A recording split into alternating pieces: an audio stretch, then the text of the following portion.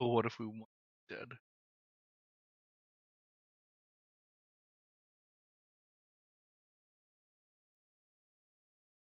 Not all of us. Steve still has some hope left in him.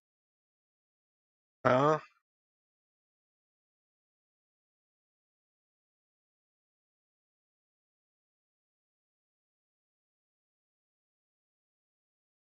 So don't go putting false realities on me.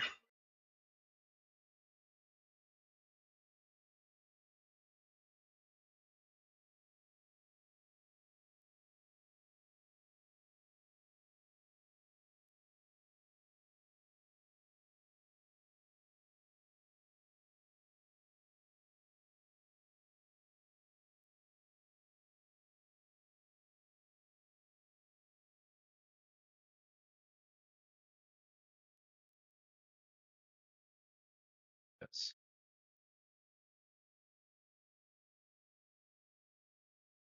Supposed to be phonetic?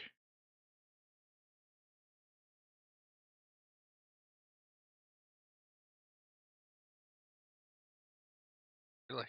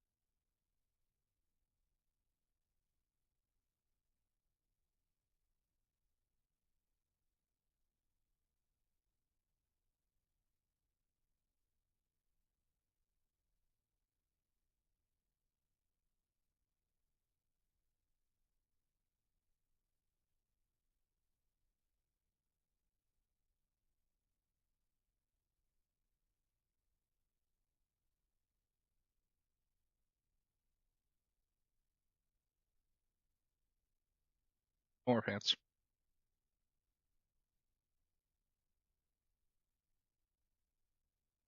I feel like I just narrowly avoided hearing Steve make a very awful noise. Hello, everyone.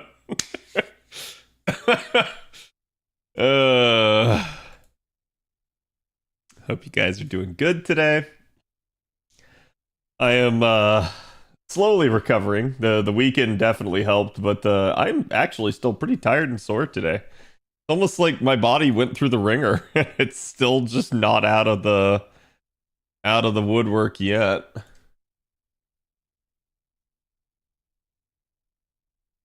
Let me get today's tweet out. We'll get started.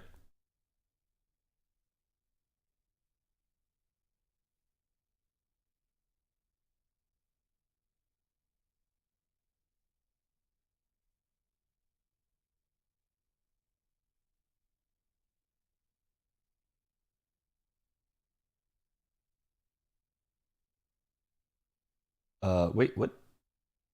Nani? It's some pretty interesting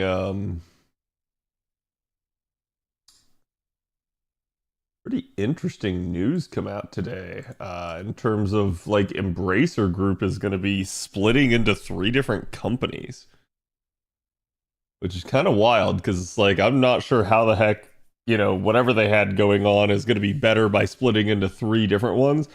Tells me like they just must have had way too much overhead if they got to that point that splitting up is actually easier for them. Did I get enough sleep? No, I mean, honestly, that's probably the aspect in which I could do better on.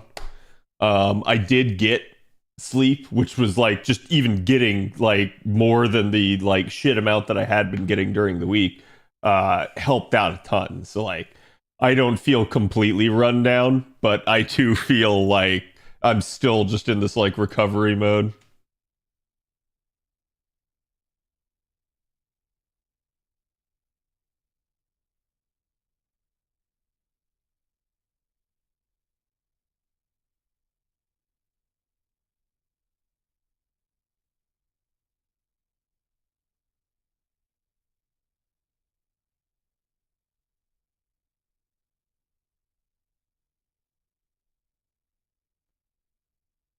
Okay. The tweet is live. Do me a favor, go give it some love. I always appreciate it when you guys do that. I will go ahead and say I'm not going to be surprised if like viewership is low over the next week here, at least not till Friday. We're kind of in a doldrums right now. Bunyan Event's out. People have done their roles. We're kind of just settled in, and there is nothing going on JP right now. So I completely get it, but that's also why I'm gonna get out ahead of this.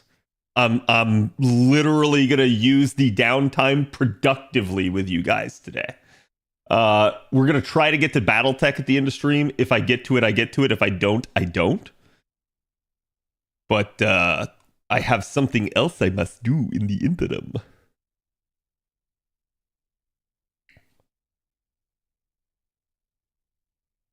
Okay, so that's out. Let me grab you guys today's sauce. I am drinking a nice cold glass of milk. Do we have any milk enjoyers in chat? Any milkers?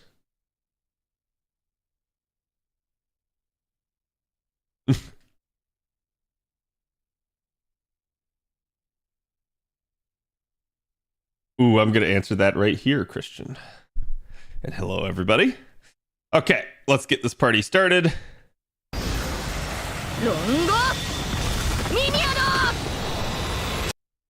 Hi. How's it going, guys? Here is today's artwork. Go give the artist some love. Whole milk, yes. 2% just seems too watery to me. I do 2%, and I'm okay. Honestly, I've drank like pretty much every variety of milk at this point. Like 2% is what I grew up with, so it's what I'm used to. But like I can drink anything. I'm not a milk snob.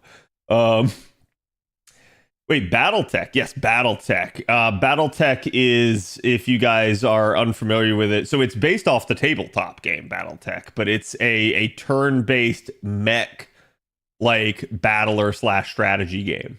It's actually pretty fun. I've been enjoying it. I was playing it the entire time that I was sick, like 2 weeks ago, because since it was turn-based and not like action-oriented, I could just like get up and leave and like not have to worry that something bad was gonna happen. I'm considered such a milk enjoyer that my college friends think it's weird.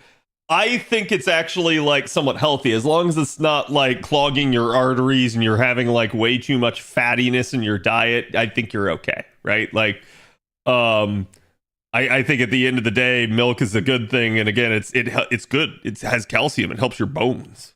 So, am I a clanner, Cad? No, I mean like I'm aware of the clans, right? Like that's apparently the clan wars are a thing that happened like after the time period of the BattleTech game.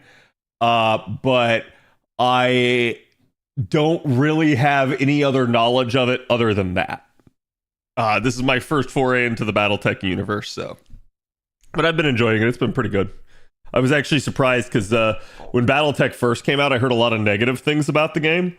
And now having played it, I'm like, oh, it's actually pretty enjoyable. But I also think like with something like Mecha too, if you're not like the biggest, most insane fan of Mecha, you kind of got to be in the mood for it.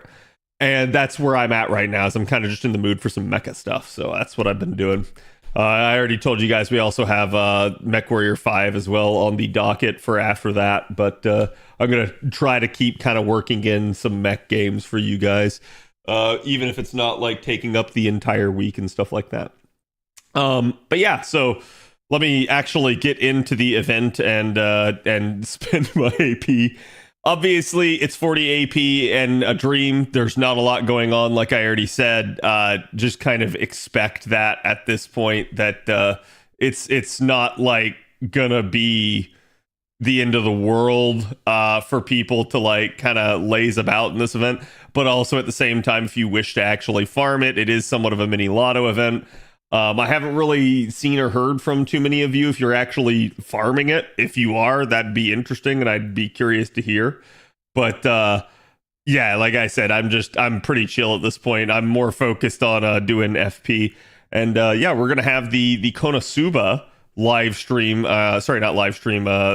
marathon basically tomorrow on Discord. So we'll be doing that, and that was what you guys actually voted for. I gave you guys 5 different choices, and that was the one that won. People pointed out that it's like, well, it is the Discord is literally named Team Explosion, and it is the namesake of the Discord, so it was kind of like a rigged vote. And I'm like, I didn't even think about it that way, but yes. Like, obviously, Konosuba is a very beloved franchise. If you guys have never seen it before, it's a very good like comedy anime. It is isekai, but the isekai has like no factor in the show really. Maybe like the first episode, but after that it's more just like these are the characters and the show will continue on as it is. But I highly recommend, if you guys have never seen it, we're going to be starting from literally season 1, so feel free to like come in and watch. Bakuretsus. Yes. I'm gonna get pretty strong, but I have a solid need for a lot of the mats. Yeah, and I've been saying this before. It's like if you guys are, a newer account, obviously, but if you're even like just somebody that really like started later in FGO, you maybe didn't get those early years where some of the mats were more plentiful. At that point, yeah, I think it's like a-okay to farm stuff like this. So don't take me taking this event lightly as something where it's like, oh, you should also take it lightly, right? Like, it may be to your benefit to farm here, it may not be. So it just depends. I need many of the mats that this event provides. Yeah. It's like Slayers if the party was made of fuck-ups. Wait, that's... No, because that's implying that the party in Slayers isn't also made of fuck-ups. like that's also true of Slayers. It's very efficient if you need them. Yeah, that's what I was saying. It's like if you need multiple the resources, you've got good bang for your buck. You've got good synergy, right? Like, it's usually the best times to farm an FGR when you can kill multiple birds with one stone, rather than like, oh man, I just need like, if you just need meteor shards, you can do that. It's probably not the best use of your apples. It may be better even than, for instance, like going out and farming the meteor shard node. I actually don't know without looking, but like usually the general premise would be that like if it's just the one thing you need, it's okay to farm, but you're probably better off waiting for a more lucrative opportunity. But again, if you need multiple, then go for it. I think it's absolutely worth it at that point. I hate Bunyan's character in this event. Bunyan is a grifter. I'm going to be honest with you. Do you know why you hate that character? Because you know a content creator that doesn't do that to you? Because what Bunyan is being in this event is the stereotypical content creator. Like, where it's just like, oh, hey, I need all of you to do all this stuff for me, but I never fucking do anything myself. And it's like, yep. Yep. So it's like I don't normally do that shit to you guys. Like, yes, I get help on stuff, but most of the time I'm also like working my own ass off. So she's hilarious. Yeah, and like I said, it's she's basically a grifter at that point. Like she's just taking advantage of everybody, and it's freaking hilarious. Yeah, it's sort of a pseudo politician. She gives them a big gold statue. Isn't that enough? I would melt that statue down and I would turn it into, you know, something in order to help me rebuild the city, right? Because you'll notice like every place you go to is basically destroyed.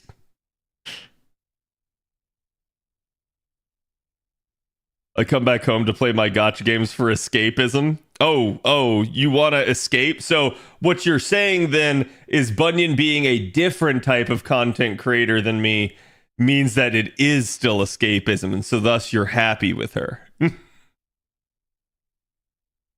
That would be ideal. Gonna go hard like I did for Sea Monsters, but I prefer this one because I need more of certain things. Yeah, like Sea Monster was probably not that good to like do very much in all honesty. This one, not only do you have like cranking and stuff that can drop, but you also end up having just, again, the really good synergy of other stuff. So like the actual Ascension mats here, the fact that this is a mini lotto is definitely decent and worthy of attention for people.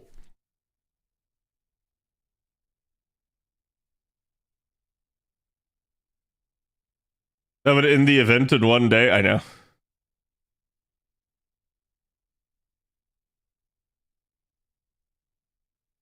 Don't forget to sell your leftover sea monster mats. Yep, I already did.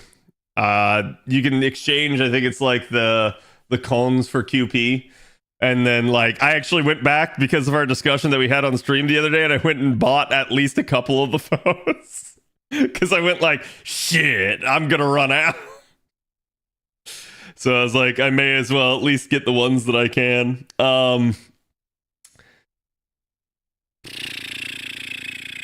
But no, I mean, like, the only thing I'm going to say on this, guys, is, you know, try to keep an open mind on the event. The event's really not that bad. Bunyan does have a stupid personality, but Bunyan's not the entirety of the event. You've also got the rats. You've also got Marianning and stuff like that. Because the only reason that I'm saying this to you guys right now is I've noticed that in general, the overall community has a very nasty habit of regurgitating whatever they think JP thought about something. Because we've witnessed this time and time again. JP did not like this event for the most part. But what I'm trying to say is don't let that taint your perception. Take it as it is and perceive it how you want to perceive it. So it's like, if you don't like Bunyan, that's A-okay. If in the end you don't like the event, that's A-okay, but make that decision yourself and don't let someone else tell you that it's good or bad, right?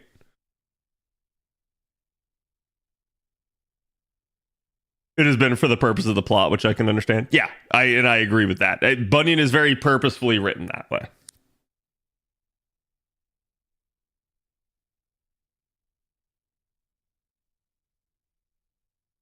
I want to buy out the shop, but the mini lotto has a lot of stuff I need, and I want to focus on it too.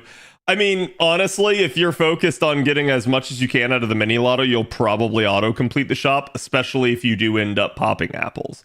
If you don't end up popping apples, then yeah, that's a little bit more, you know, dicey.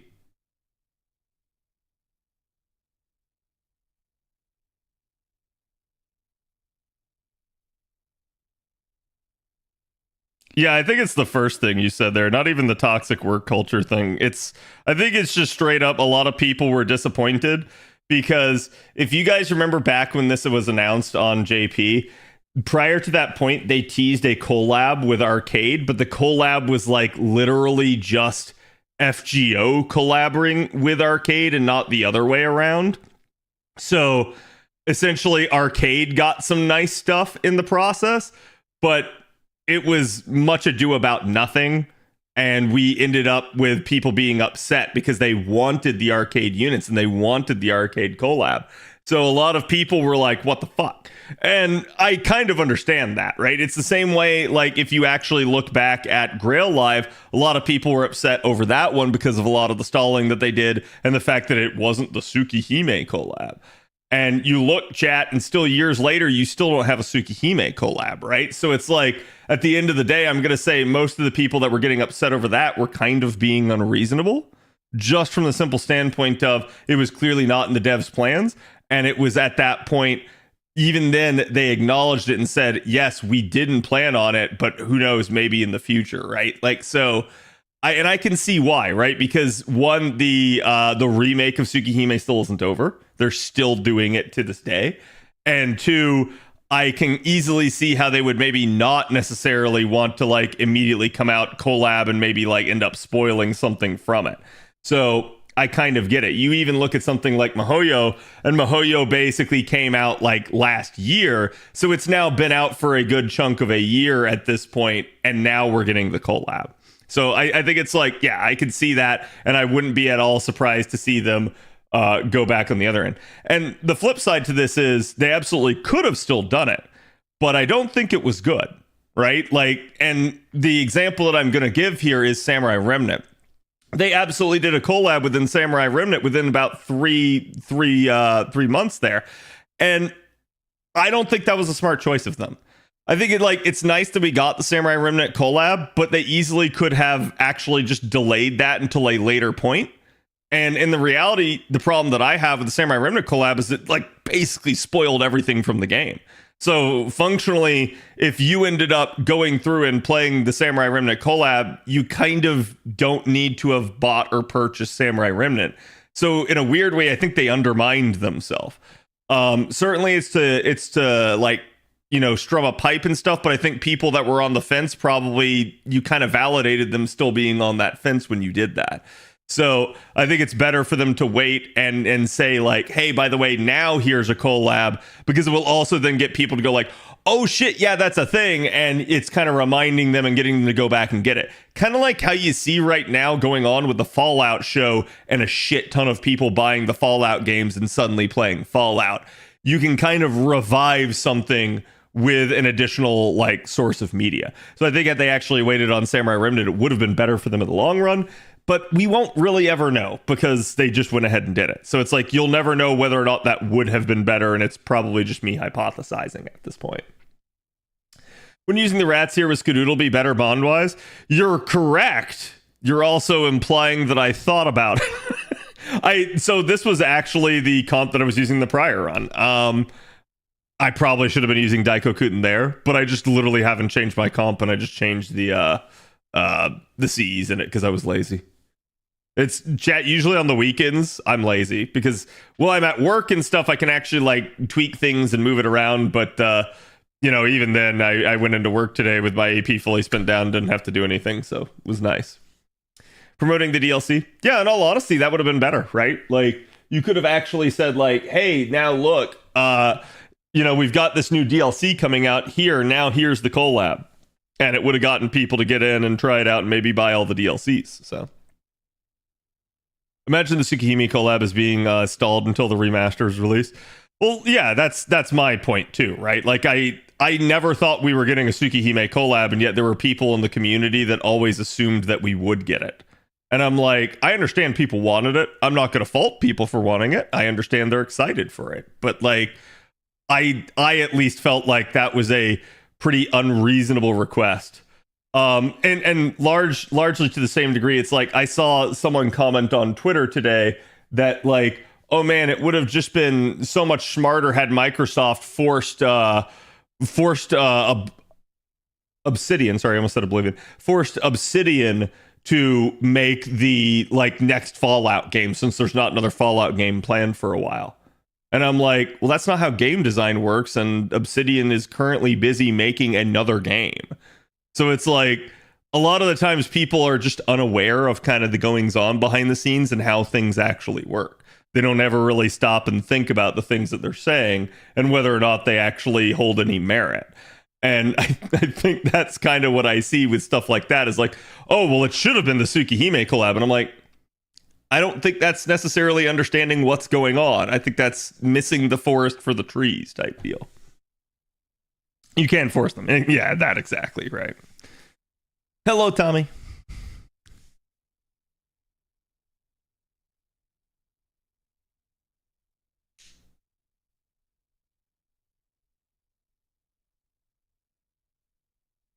enough people will donate or other income sources. I mean, I've had people that have donated to me for gacha from time to time.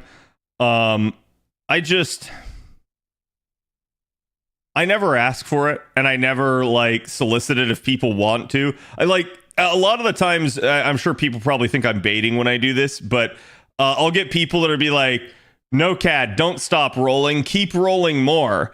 And at that point, there are some times that I just turn to the audience and basically say, like, if you want me to roll more, put your money where your mouth is, right? Like, basically saying, I'm done. If you want to give me more money to do it, sure, I'll take that money and do it. But at the same time, I don't really want it, right? Like, it's me saying, like, unless you interfere in that, I'm just going to be done. But yeah, I definitely understand that like sometimes just being a big person, you get a lot of benefit and kickback from that. It is what it is. I will say I'm very pleased with regards to, of late, the FGO Twitter community has been kind of atrocious. More so than normal, in the sense that a lot of them are just constantly talking about other gacha games, Nikkei, Blue Archive, Honkai Star Rail, you name it, right? Like, and I'm like, to a degree, I don't mind them being excited or playing other games, but it's like, I am almost inundated with it right now, where it's like every single person under the sun is doing it. And like, part of me wants to tweet out and be like, listen, I follow you for FGO. I don't care about these other things. But the other part of me goes like, no, that'd just be toxic. I'm not going to do that. Right. But I'm very pleased that today, finally, for the first time ever, I told Twitter that I did not want to see a post. And finally it said, are you not interested in Genshin Impact? And if you click that button, it'll stop recommending you Genshin Impact. And I was like, oh, thank God. It took like 3 years for it to give me that button. And so it's like, I'm hoping a little bit it does that with some of the other ones, because it's like, I don't mind or begrudge people like getting excited for other games or playing other games. It's like, but I'm not interested in that content, and I don't really want to see it. Because like, part of the annoyance that I get is, instead of seeing a bunch of FGO stuff, I'm just constantly badgered by a bunch of FGO accounts tweeting out a bunch of stuff about other games. And I'm like, I get it, there's not a whole lot going on in FGO at the moment, but also at the same time, I'd rather see nothing than see that. So it's a weird thing to me. Couldn't you mute words on Twitter? I could, but it usually doesn't happen that often. I think it's particularly bad right now just because of the doldrums that we have on both servers. Got all the hentai you miss out on? I don't really go to Twitter for hentai. Are you sure it actually worked? Yeah, I mean, in that regard, no, I'm sure it's not a like 100% foolproof thing. But I think the whole point was, at some point, Twitter had decided that I was interested in Genshin Impact because I liked Fate Grand Order, which I'm going to say is kind of fucked. But that is what that is. I think that's algorithms at work, and well, algorithms are evil. That's the best way I can put it.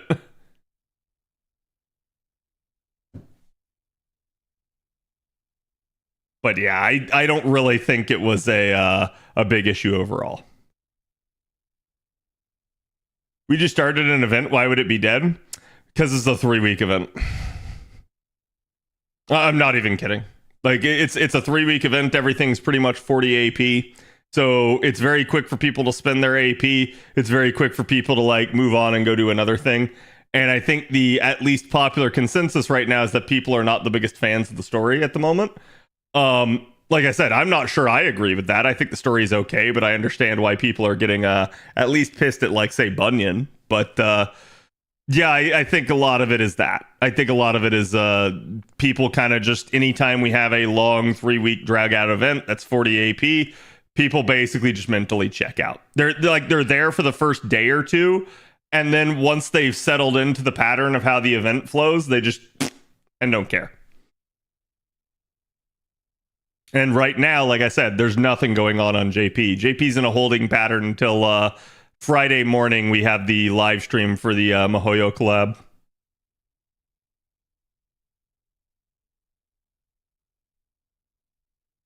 Story's been okay. Rats carry it. Yeah, I like the rats. People don't like Bunyan because they relate to her. I mean, I'm gonna be honest with you. I see people all the time on like. I'm probably gonna end up making a post tomorrow about this. That just like, hey guys, I'm sorry I don't constantly like post stuff to Twitter, but thank you for like supporting me when I do. Thank you for like hanging in there when I do, because like I'm not the big memer man or the person that's constantly chattering on Twitter. But usually when I say something, and I hope that people actually, you know, go to Twitter and see it and give it a like. It's part of like why sometimes I'll like sit there and I'll actually put my announcements on the Discord so that people actually see that I've tweeted something. Because I know it's like I'm not that type of person where it's like, oh, I don't work a job and I literally can post on Twitter every 2 seconds, right? Because yeah, like the other part of that is I see people that do that and like, oh my god, I'm gonna be honest, I see some of the like stupidest drivel essentially that where it's like it's got like 1,000 likes. Like people are like, someone's asking a legitimate dumb question and it gets like a ton of likes, or someone just makes a very like normal statement and it gets a ton of likes. And I know it's the algorithm. It's because these people are just constantly doing it. They're constantly posting. They're constantly out there. And so part of it is the Twitterites basically feed off of that. So it's like they're just looking and craving more FGO content. A minute for the drops and the loot stories, okay? Yeah. Hello, Burning. I apologize, I'm not on Twitter. You should get on Twitter just to follow me. No, I mean, I get it. I understand why people aren't on there. Those kind of tweets are odd to me. I know, and I see it all the time nowadays. Like, it's really weird to me to see, like, that the content creators are relatively mum for this game, and then, like, you have a ton of, like, just randoms on Twitter that are, like, chattering like crazy. I'll be honest, I'm on Twitter, but not for FGO. I'm on there for something else. Yes, good artwork. I am also there for that. Engagement farming is the new Bitcoin farming. Yeah. Just tired of seeing people with a victim mentality. Oh, I get that. Oh man, I get that. I completely understand that, Steve. Yeah, there's a ton of people that are like that, and it's also like not even just that they have a victim mentality. It's also like they take no responsibility for their own actions too. That's another one that just like I just don't understand. People just can't admit when they're wrong. People just can't suck up and take it sometimes, and it's like, holy shit. I don't know what's wrong with society. Since a lot of them don't have any other platform. Yeah. Speaking of which, I don't know if you guys saw, but I think Pixiv is making a change where like, was it like just NSFW stuff? I think it's NSFW stuff is not going to be viewable if you're US or UK now, because I guess like Pixiv got tired of like, apparently there was some crap that like the UK tried to pull on them and they said nope. And so now they're just like shutting it down. All NSFW? Yeah. Apparently, if your region is listed as the US or the UK, you will no longer be able to see NSFW stuff. Which I'm like, okay, well, I'm just going to go change my account's region. But yeah, that's kind of stupid. Time to set my region. Yeah, exactly. It's like, there's an easy way around it, but I agree. And honestly, I think I'm kind of okay with that. Because it's not like Pixiv made it very hard to get around it.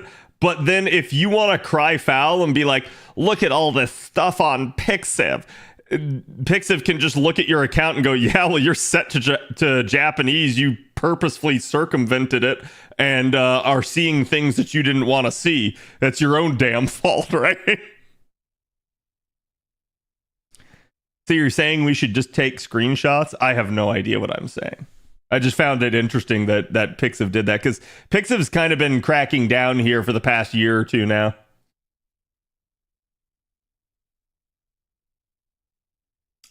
But I'm sure it doesn't make artists happy, because it just makes them go like Like, it just makes it harder for them to actually try to reach the audiences that they want to reach. Oh, yeah, there's always going to be a way around it. And Prophet, thank you for the 53. Appreciate it. It is indeed Morbin time. Every platform's cracking down. So part of this is, and I cannot emphasize this enough, how much these platforms need to just say no. Okay, so part of it is like banks and paying, like things like credit cards or PayPal and stuff are trying to say you must make this change or we will no longer do service with you. Do you know what I would say if I were that website? Go fly a fucking kite. That's what I would say. I would literally be like, fine, I'm not using you anymore. And just being like, boom, congratulations, you just lost an actual percentage of your fucking business right there because you tried to turn the screws on me. I would straight up do it. Because, like, I don't know if you guys remember, I think it was like, wasn't it OnlyFans or something was also going to, like, go completely, like, safe for work? And I'm like, I guess to a degree, it's like, I don't mind people, like, trying to be safe for work. But when your entire platform is built on being not safe for work, that seems really dumb. Like, shouldn't be able to dictate what I want to spend my money on. Yeah, I completely agree, right? I don't even think it's puritanism. I think it's just straight up like these behind the scenes, these financial institutions are just trying to turn the screws on people. They're trying to basically shape society. And I don't like that. I think it's like at this point, maybe these institutions are a little bit too strong and they need to be like cut down a peg. Because it's like, holy crap, yeah, it's actually beginning to interfere with people's rights. And I think that's really dumb. Say goodbye to hundreds of millions of dollars, banks. Yeah, no, and that's my whole point, is I would just be like, oh, Bank A, you want me to stop doing this? Damn, that's a shame, because I was just over here talking to Bank B, and they're absolutely going to take on all of my accounts now. Damn, in fact, you know what? You're on notice. I need all of my money pulled out of you right now. Right now. You can do that, right? Right now. And just watch the fucking representative just like go cross-eyed when you say that, right? Like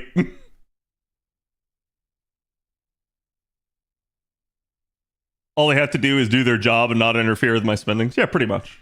So it's like, I don't know. I'm not trying to like advocate for porn or anything like that. Just I don't really like it in any way, shape, or form. I'm a very live and let live type of guy. So it's like if people are like able to do that and it's not really harming anyone, then why are they interfering with it at all? Like, period. End of story. Problem is there are a lot of banks doing this. Yep. But all you have to do, so chat, when 90% of banks try to enforce this stuff, do you want to be part of the 90% or do you want to be that 10%er?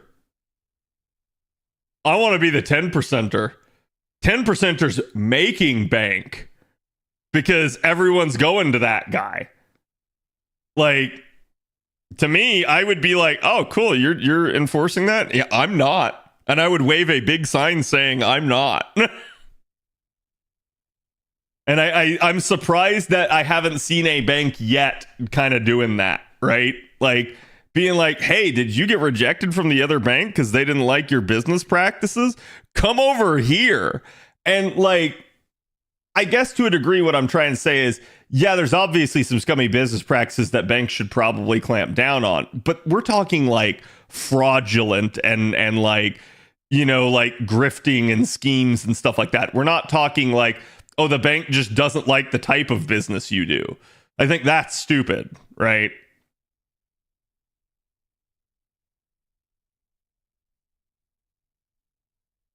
It's a processing platform. No, it's been a bank issue in a couple of the cases, Phoenix. But definitely in this case, it appears to be like the rumor that I've heard is that this one is like the UK instead. and Pixiv just getting tired of the UK trying to enforce stuff on them. So they basically just said no. So this one isn't even necessarily a credit card or anything. All banks are owned by shadow wizards. No, I mean, like, I think to a large degree, it's like a bank is fine in and of itself. I just don't really want to see a bank like interfering like that, right?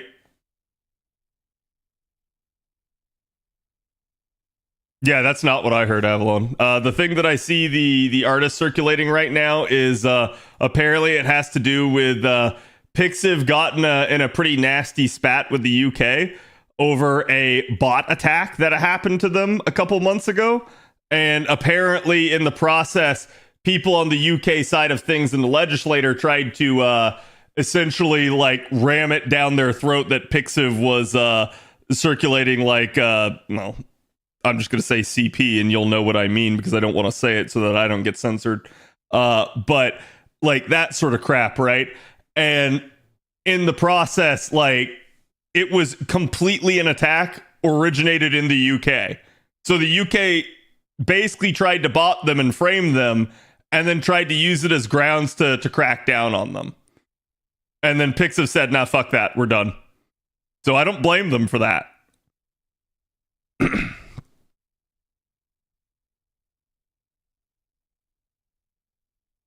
Curse you, Parliament, for not letting people have fun. Like I said, I don't know if it's actually like a parliamentary issue or anything like that, right? That in that regard, I have not read into it more than the cursory thing that I see circulating so much. So maybe that's the case. Maybe it's not. Maybe you guys are right. Maybe it's a MasterCard issue. I'm just going to say I don't know for certain. And I don't think anyone will until like Pixiv actually does say something. How did the US get caught in this crossfire? Easy choice, right? If a lot of it is based off that and like how the West views these things, I could easily see Pixiv being like, well, those are the two problem children, let's get rid of them. And I don't blame them. But no, in that regard, maybe you're right. Maybe it's something else, right?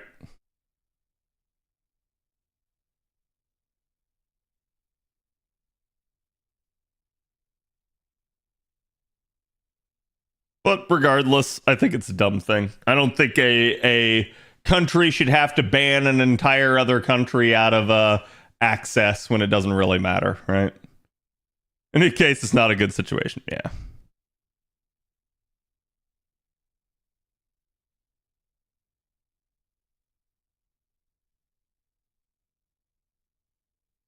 Twitter will just replace the Genshin post with other things you don't care about. It's an endless game of whack-a-mole. You're not wrong, but it at least so far has seen fit to start replacing it with cosplay tweets, which is nice. So like I'll take that over something else that like I don't give a shit about, right? Saiyan, thank you for the 48. Hot damn, chat. Can we get some love for Saiyan's 4-year anniversary? Appreciate it, my man. How are you doing?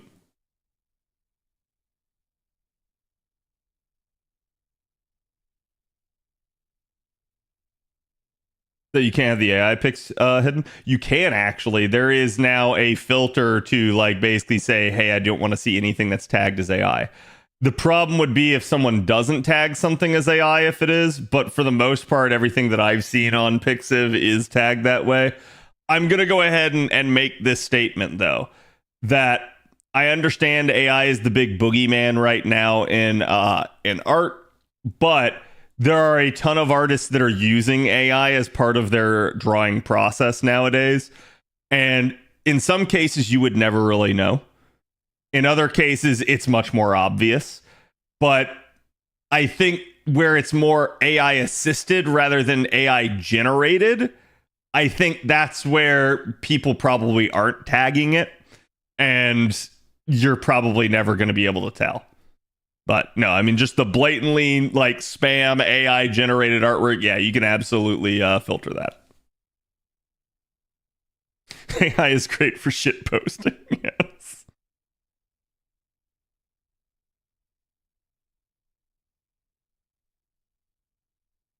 Budget cut happened at my job, so I got cut. Have you got anything else lined up, or did this just recently happen?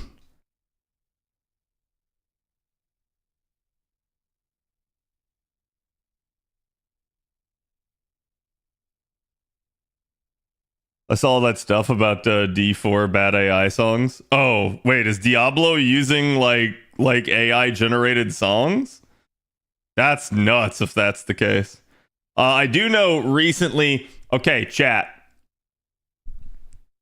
hear me out on this. Okay, I have a hill to die on. So recently, though, there have been some sites, kind of like how you had like Novel AI and Midjourney for AI generation of art. Now we're starting to get like sites that generate AI music. And hear me out on this. I'm okay with it. I'm okay with AI music. Here's why. As a content creator, fuck the music industry. Oh my God, I hate the music industry so much. I hate them. I hate them. I hate them. I hate them. I hate them. It is nothing to do with artists. It is everything to do with the music rights groups. They are so overbearing. They are so annoying, and dealing constantly with copyright claims is the most stupid thing about being a content creator.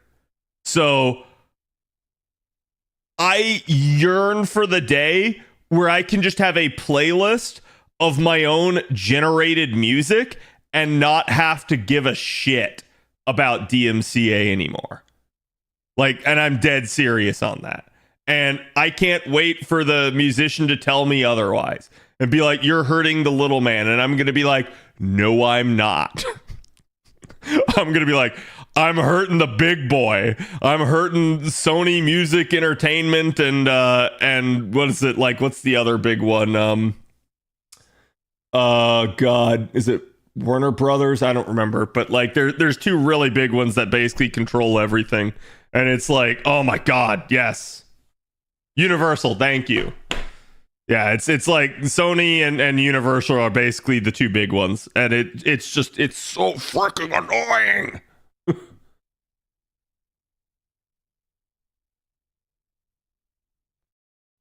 But you're giving Sony Music money by playing Go? No, okay, so I want to make this clear for you guys. I have considered stopping streaming on YouTube through no fault of you guys, right? Like, you guys are great over there. Thank you. I'm always happy that you guys are, for the most part, so well behaved. But I don't get copy struck on Twitch for just playing the game. In fact, Twitch has made a like basic statement that like they will never copyright you for playing a video game. It doesn't mean you don't get copyright strikes on Twitch. You do, but it's usually for another reason. So they said basically like you're not going to get copy struck for the music side of things. YouTube, on the other hand, chat, you want to know the reason why you don't hear sound right now? Like you don't hear DaVinci? It's because I have the sound muted. You want to know why that is? Because the second I turn this on, the background theme will start to play. The second that background theme starts to play, the YouTube VOD gets demonetized. It is so stupid. It is so freaking dumb that that's the case. Because it's not like I'm profiting off the music. It's not like you all came not to watch this stream or to hear or see me. You straight up just came to listen to the background music, and therefore I was robbing Sony Music Group. Like, no, it's just not a thing, right? Like, so it's why I'm so driven up a wall at this point by it. And I want to say, in my like 6 years of content creation at this point, almost going on 7, it has only gotten worse, not better. It has only gotten worse. They have only gotten more overbearing and like more nitpicky on music. So it's like, so yeah, I really hope for AI music to take off for no other reason than I think it will finally actually be the catalyst that gets us copyright reform and probably ends up like killing off a lot of the major music rights groups and allowing it to like finally at that point like revolutionize. Because I have nothing against musicians. I have nothing against them wanting to make a buck. I have everything against the like the strong arms that they effectively hire. I'm doing pretty good, Luis. How are you doing? It's about DMCA. Yeah. So I just, like I said, I had a hill to die on, and I needed to get that out because that was a problem. Like, and I didn't know really like what to say or do about it because again, everyone's been so anti-AI for a while. But while I understand it way more in the case of artists, I understand it way less in the case of music. And I'm going to say this. I'm never going to go out there, find some other small-time content creator who's just making music and steal their shit without permission. I would never do that. Not, at least not knowingly, right? Like, for all I know, that may have happened at some point completely, like, accidentally. But straight up, yeah, no, I cannot emphasize to you guys enough just how annoying it is. I remember playing through the original God of War reboot that they did in 2016 with you guys, and we played it years later, right? Like I didn't play it until like 2 years ago, I think. So we played the God of War reboot, and all the VODs were fine except for the very first VOD explaining the like key elements of the story as you begin the game. Why? Because there's a girl in the background going, oh, and like that got copy struck. And I had to fucking mute the entire VOD. And I'm like, that's so dumb. You don't get to hear any of the introduction to the game and like who Kratos is and the boy and what's happening with their mother. You don't hear any of that because it got muted. And it's like it pisses me off so much. Isn't it 3 strikes and your account's deleted? No, so you get copy strikes and claims, okay? And claims you can technically get infinite of. Strikes are like really bad. Strikes are like, hey, you straight up stole our content. So people usually getting strikes is a bad deal. It would have to be like, I'm trying to think of a close example of this. Like, let's say a new game trailer comes out. It would literally be me taking that trailer and re-uploading it as my own. That will get me copy struck. Versus like me editing it or dissecting it or reacting to it, that won't get me copy struck. If I transform it in some way, I'm fine. If I just re-upload the exact same damn thing, yeah, I'm going to get copy struck. Which, to date, I have never received a strike. But you don't want to receive a strike either. It's a really bad thing if you do. Have you considered moving the YouTube side of things to Rumble? I honestly don't know what Rumble is. Is that one of the other alternative streaming sites? Like, and I'm dead serious in this case too. Like, I've considered other alternatives before, but for the most part, YouTube and Twitch appears to be where just about everyone's located. Kick is still kind of going strong, and when I say strong, I mean like it exists. It's not dying, but it's not growing really either. And I'll be honest, I don't like the fact that that Kick doesn't really have any rules. So, like, I'm not sure I want to be on it. Which is kind of apparently one of the problems is a lot of Kick streamers have a hard time getting any sort of sponsorship because of their platform. Nintendo doesn't care? Oh, yeah, I completely agree with that. Nintendo straight up would. But as long as you don't draw Nintendo's attention, you're probably fine.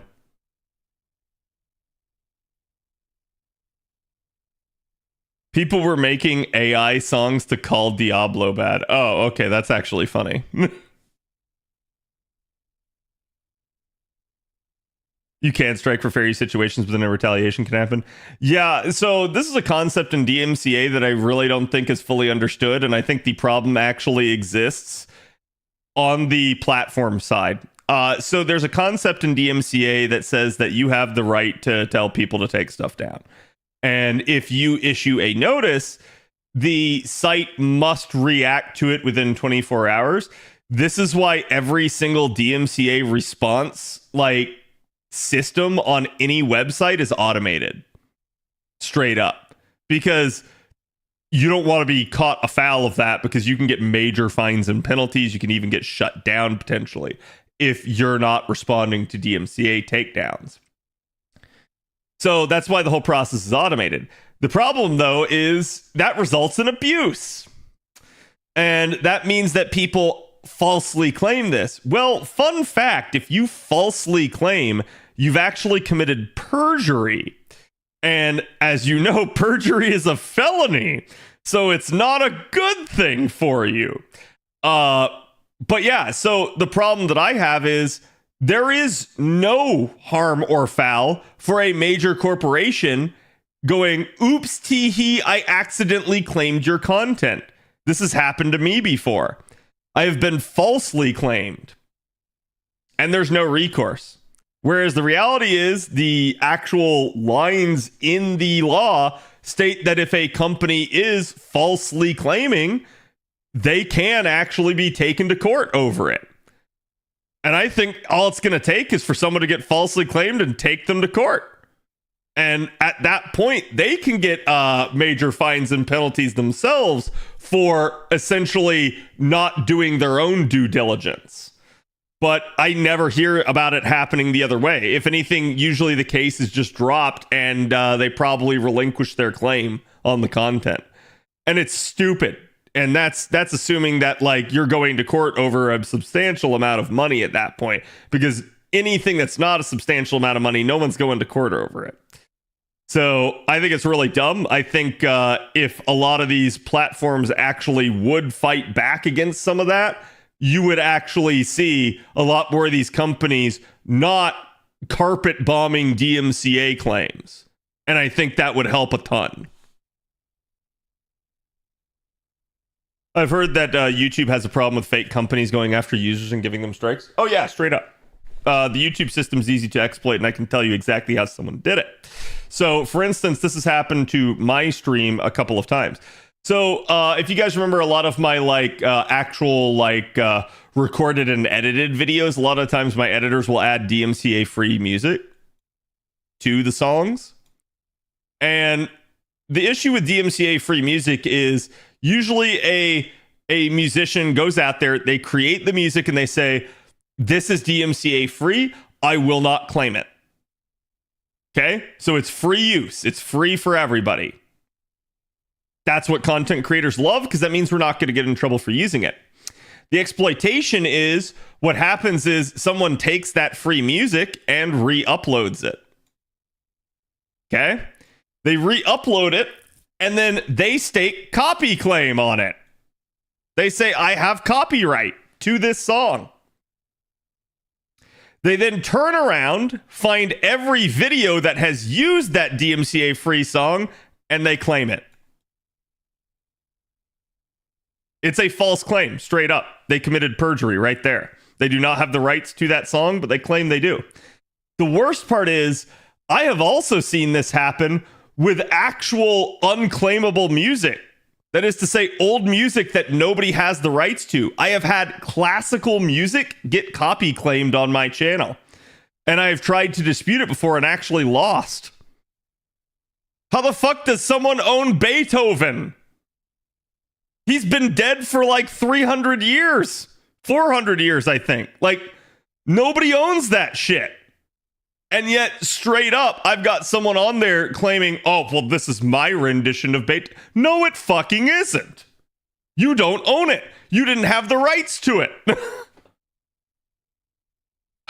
So it's really annoying. I only have that issue on the YouTube side of things, but yeah, I'm not going to say something like that couldn't happen on Twitch, and we have seen false claims before. Trubs, as far as we can tell, got false claimed, and he was in deep doo-doo for a while because of it. Because Twitch is much more serious with its claims. No, Beethoven returned from the dead for the sole purpose of DMCAing you. Damn, you know what's whack? Even if Beethoven came back from the dead, it's still fair use. He lost copyright 70 years after he died. So it didn't fucking matter. The fuck thing about copyright law is you can copyright a recording of public domain music. Yeah, and I think that's what they're trying to claim, but I'm like, no, this is just straight up like the actual thing.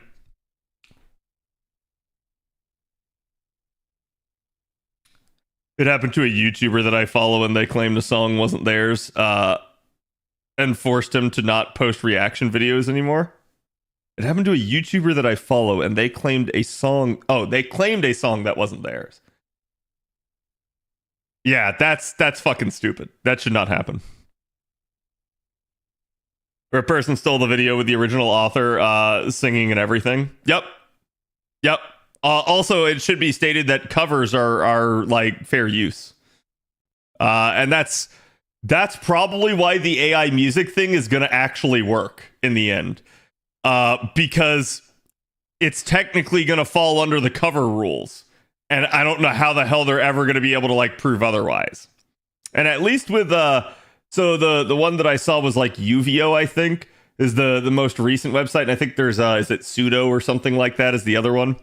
But apparently Uvio is backed by a couple musicians themselves. So that's, and I think also like the is it like the Instagram co-founder and stuff like that. So it's like it's going to be difficult for anybody to actually like go after them.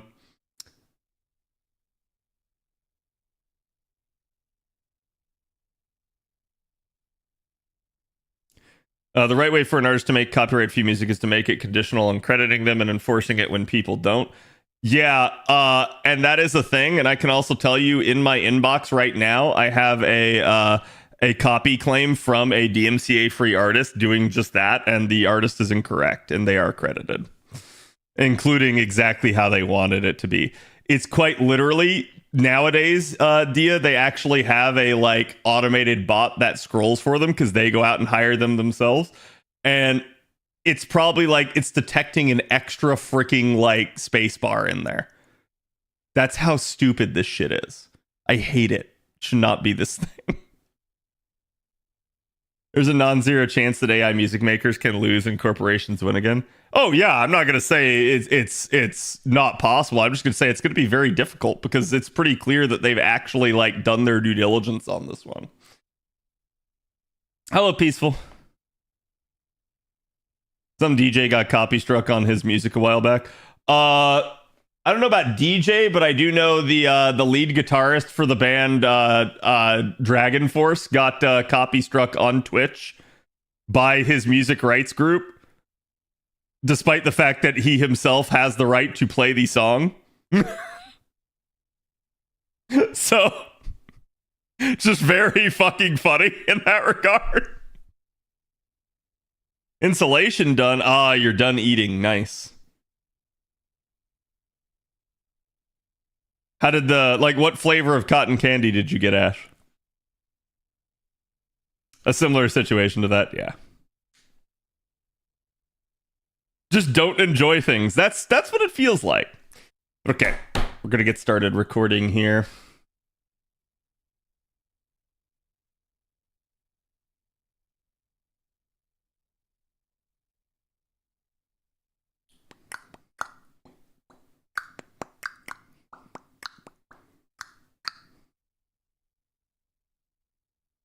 Do you need the news posts and such for this?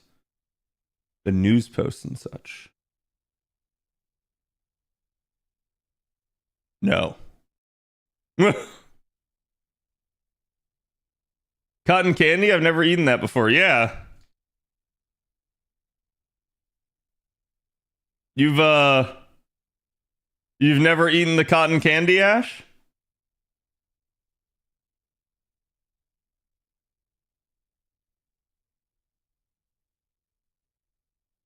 You've never eaten the cotton candy?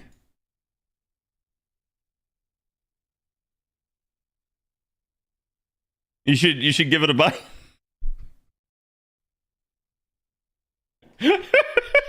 don't do it, chat. Let me go ahead and say, do not eat fiberglass insulation. It's not good for you. You will cut yourself. Probably kill yourself, actually. Melts into red dye in your mouth. I don't know that one does.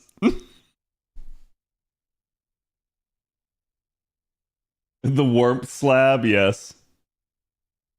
I like the feeling of thousands of needles in my body. You know what? Then you should go enjoy acupuncture. That's probably a safer way of doing that. Hell, maybe even getting like stepping on a porcupine or something like that is probably a better way.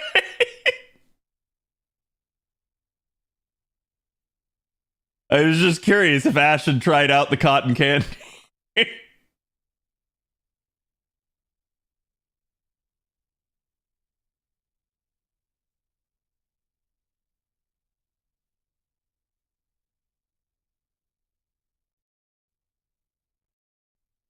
Now, chat, do you guys know what I'm going to be recording today? Can anyone guess?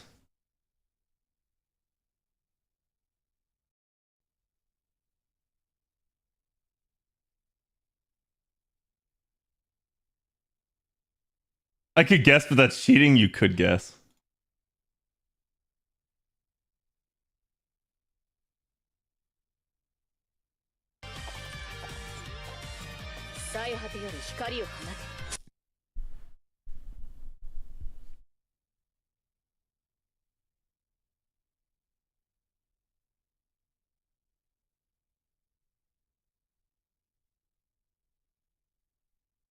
Now, if you remember, we already covered this, so I'm not actually going to talk about this.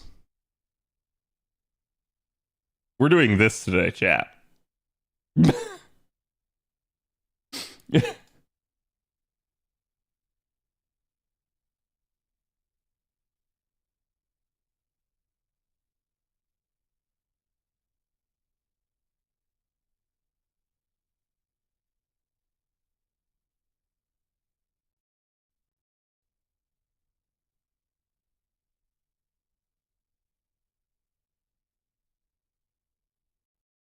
Sorry about that.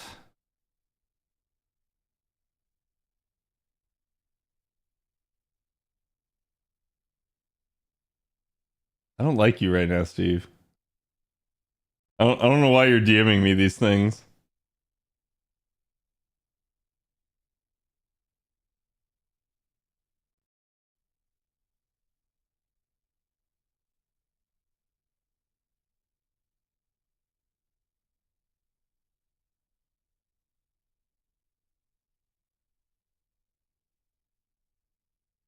Okay, I have to open up my cheat sheet here, chat.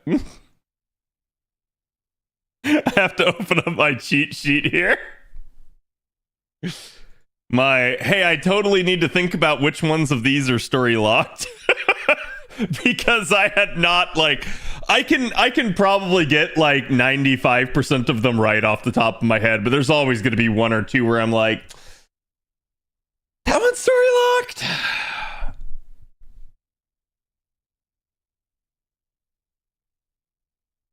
Yeah, interestingly enough, there are 5 different sabers that are story locked, 4 different archers, only 2 lancers, 3 casters, 2 assassins, and then an avenger. There are no story locked berserkers in this.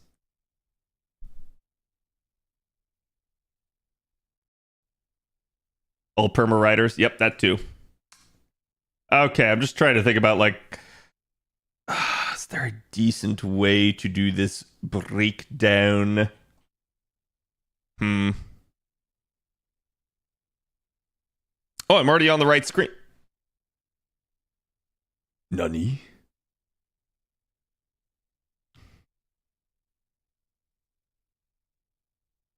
It's people who usually leave the video up or stream of only the song and profiting off ad revenue to strike. Yeah, and I kind of get that, but I'm not going to say that obviously my stream VODs and stuff don't profit off of ad revenue and stuff. They do, but it's just it's really weird because it's nobody's coming in to listen to my stream just because of the music. At least not for me, right? Maybe if I were doing covers of music, that would be a thing. And I kind of get that there's no intent in the law in that regard, but like it still just feels kind of weird. This isn't CAD radio? No, since you guys are the ones that do the song requesting anyways. And it's for that reason that I have to apologize to you guys on the YouTube side of things, but that's why you can't hear music. The Twitch side of things can hear music. The YouTube side of things can't, because there's nothing I can do on that end of things to allow you guys to be able to hear music, because YouTube.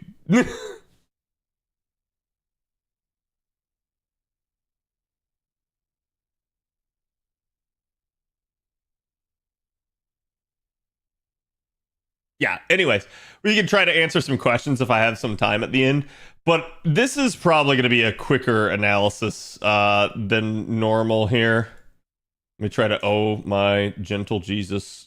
Yeah, that's probably the correct zoom, because any further in Aurelia will block it. I'm debating if I should make Aurelia see-through or not for this, but probably going to be fine as long as I don't go all zoomy in that regard. Okay.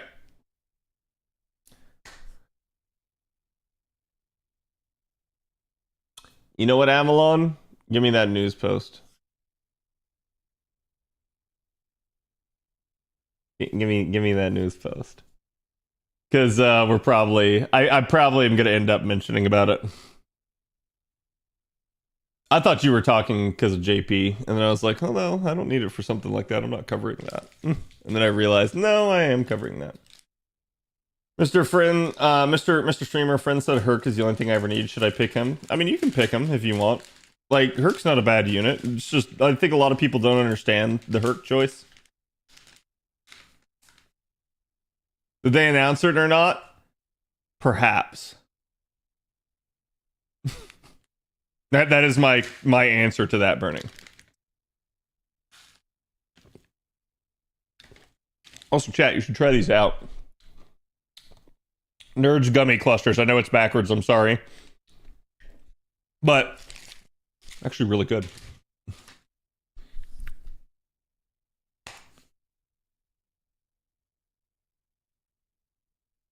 Yeah, what the f am I listening to?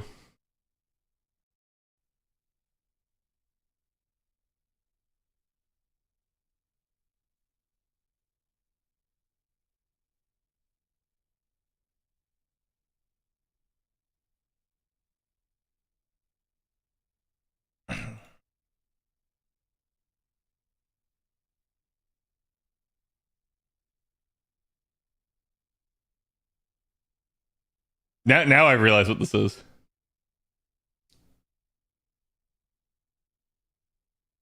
That music? Yep, I'm just waiting on Avalon. Okay, so...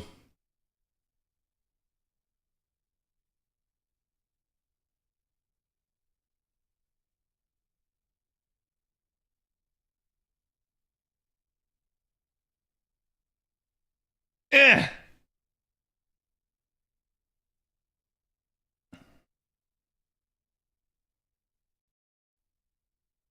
Ugh. I'm gonna have to translate that, or else no one's gonna be able to understand. When did the event start on JP? Or the campaign, rather. It was May 11th, which was the final week. Yeah, okay.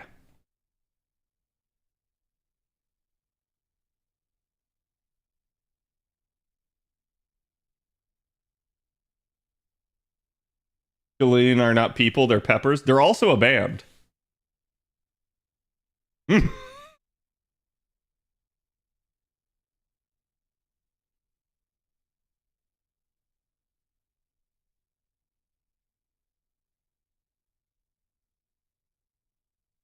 Wait, I'm confused, Avalon. Are you saying that, wait, what is this? Oh, this is just the start time of it. Okay.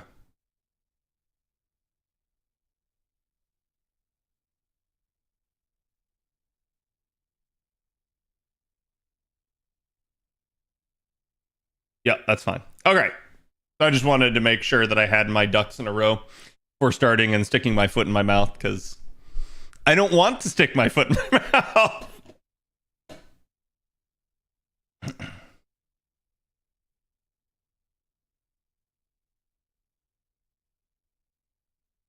Fact. Let me just spread this out so that I'm not like constantly fidgeting with my crap while I'm busy on the stream. Okay.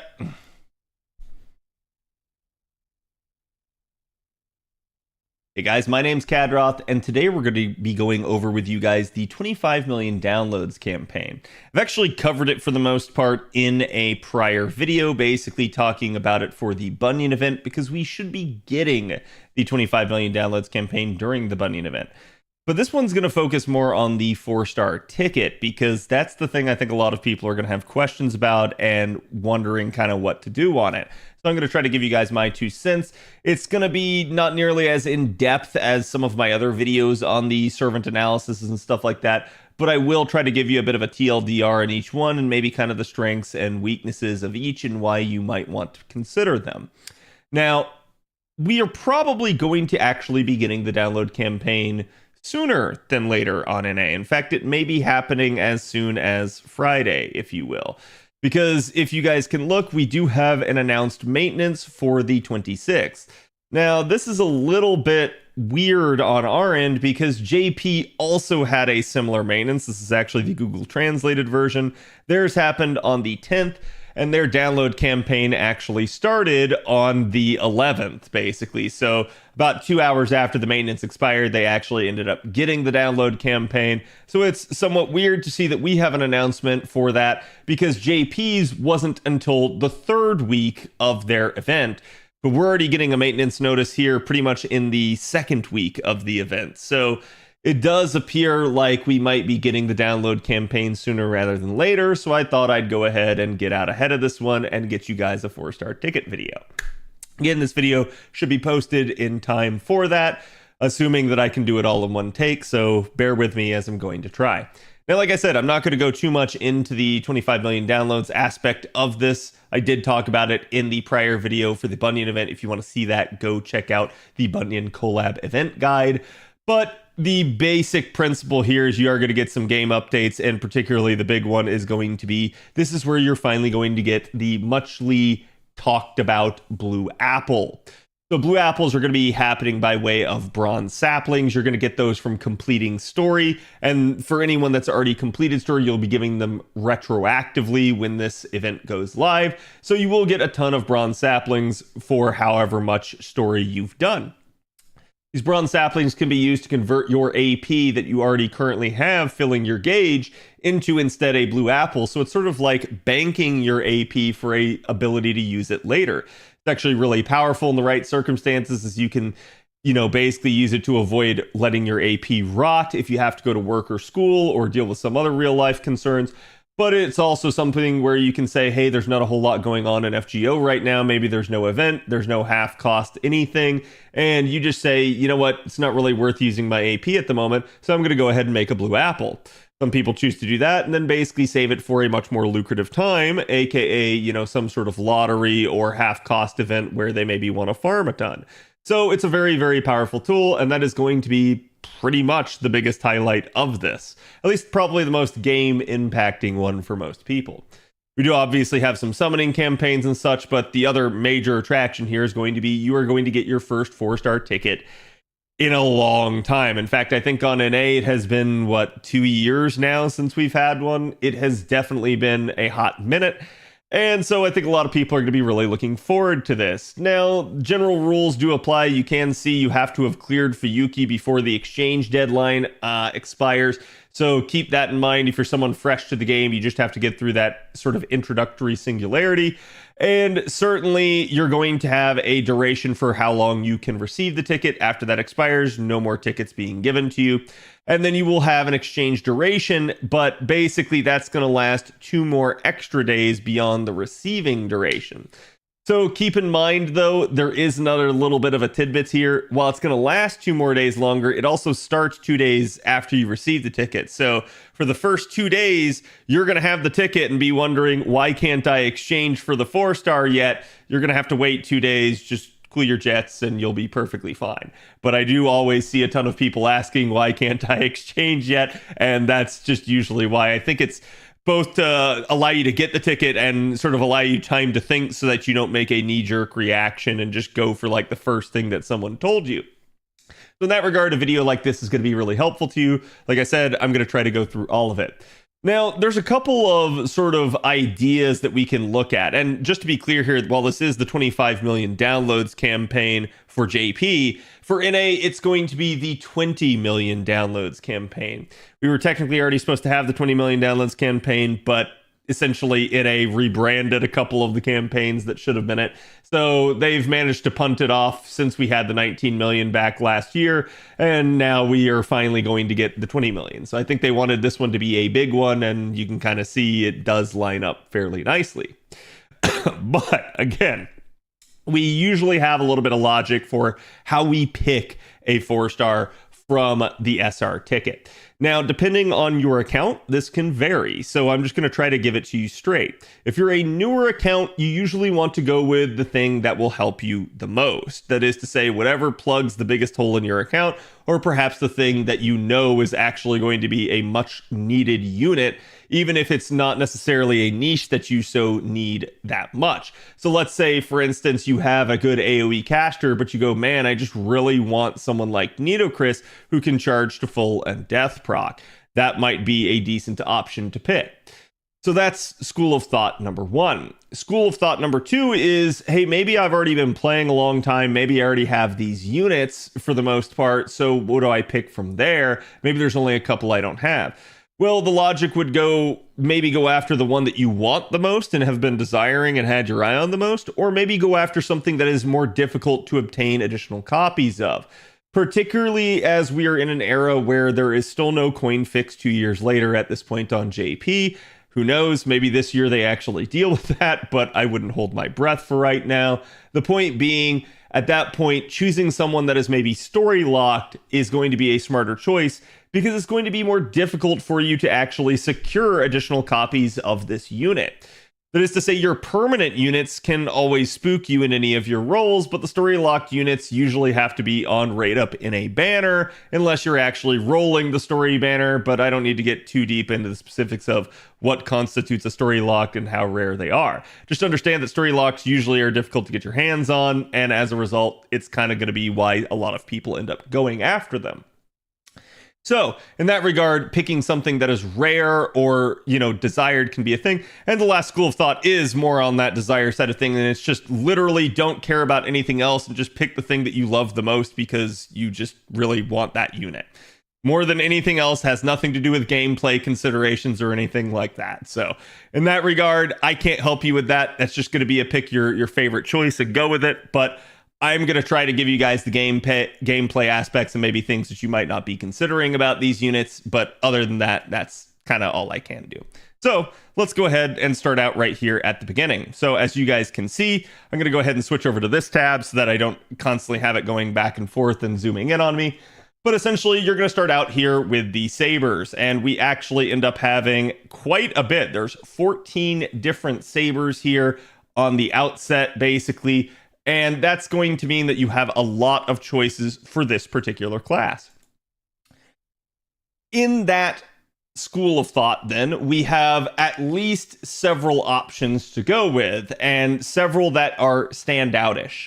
For starters, right off the bat, we end up having a unit like Salter. Salter is a story-locked unit, and at this point in time on JP, she is functionally the strongest AoE saber. That is to say, as long as you have the proper supports, you have the proper CEs, basically Salter is going to end up doing the most damage out of just about anybody in a 3-turn setup. She does have the unique caveat amongst Buster units of actually caring about the amount of enemies that she hits, because this has to do with her most recent upgrade. But it is at least a fairly intuitive thing once you get the hang of it, and it's not something that you really need to worry about all that much. Saber Alter will still be one of the strongest units, and regardless of whatever buffs they do, I don't think you'll ever regret picking her in that regard. You might have a stronger unit if you have other units at higher NP levels, but ultimately at the end of the day, Saber Alter is a fairly safe choice here, not only because of her strength and capability, but also because of that story locked aspect. It's going to be very difficult to get her on more banners, as JP was pretty much crying for her for years to come back to the game. So picking her up here on this 4-star ticket, definitely a good choice. Next up here, we end up having Gawain. Gawain is another story locked unit. He has come a long way from where he first started out, but unfortunately, I think he's going to kind of be overshadowed by somebody else in this selection if we're looking at a Sunbro, and that's kind of what his major niche is he's going to do more damage whenever he's on Sunfield. It's definitely nice for him to have that, and again, being story locked means it's not easy to get your hands on him necessarily, but the truth of the matter is Gawain and a lot of the other Knights of the Round usually end up getting piggybacked on the back end of some of the other sort of Knights of the Round 5-star banners that you see floating around. So they often get paired with Mordred or Artoria or Lancer Artoria, you name it. So you do usually get multiple opportunities to roll for him, but it's ultimately up to you to decide whether or not you want Potato Man like that. He's not a bad unit, but again, he's not really got a whole lot going for him besides some of that. Next up here, we have Sumanai, aka Siegfried. Siegfried is going to be your dragon killer. He essentially just has a ton of both super effective and power mod niches that combine to make him the ultimate dragon killer, even to the point that a lot of people will criticize units like Sigurd, saying that even though he's single target, he doesn't necessarily outdo Siegfried's levels of damage to dragons. But that being said, Sumanai himself has come a long way over the years, as he has gotten a ton of upgrades that give him basically Buster Up and Charge and everything that really he could ask for. So even if we take out the considerations of Dragon, he actually is a very good and serviceable AoE saber for you. Unfortunately, I'm going to say, just like with Gawain, he's kind of going to get overshadowed at this point, as Salter just is going to end up being the better gameplay pick for right now. That being said, he does still have other things that he does that Saber Alter doesn't, so it's kind of up to you to determine whether or not you want to go for him, but he is a permanent unit. Chevalier de Eon here is going to be our next one. This is going to be the only taunter of the Sabers, and realistically speaking, Daeon is an interesting one. Daeon is somebody that people could start the game with early on in FGO, and realistically, I think while Daeon could be useful, Daeon's kit at this point is somewhat lackluster and underpowered, as Daeon has not gotten a lot of love over the years. Essentially, everybody gets MASH for free, and that means that one of their taunters is already sort of covered. So while it's always nice to have another one, we also still end up having other low-star taunters like Georgios, or again Leonidas to kind of help cover it, and now even Chen Gong if you really want to go the scapegoat route.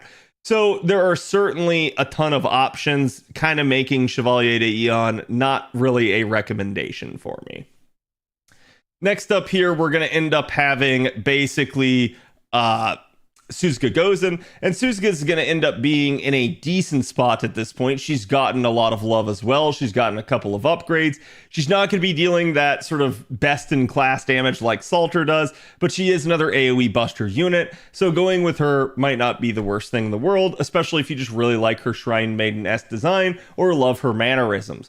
So again, don't feel bad if you desire to pick her, but no, she would not be the best AoE saber choice here. It really just kind of depends on what you're after.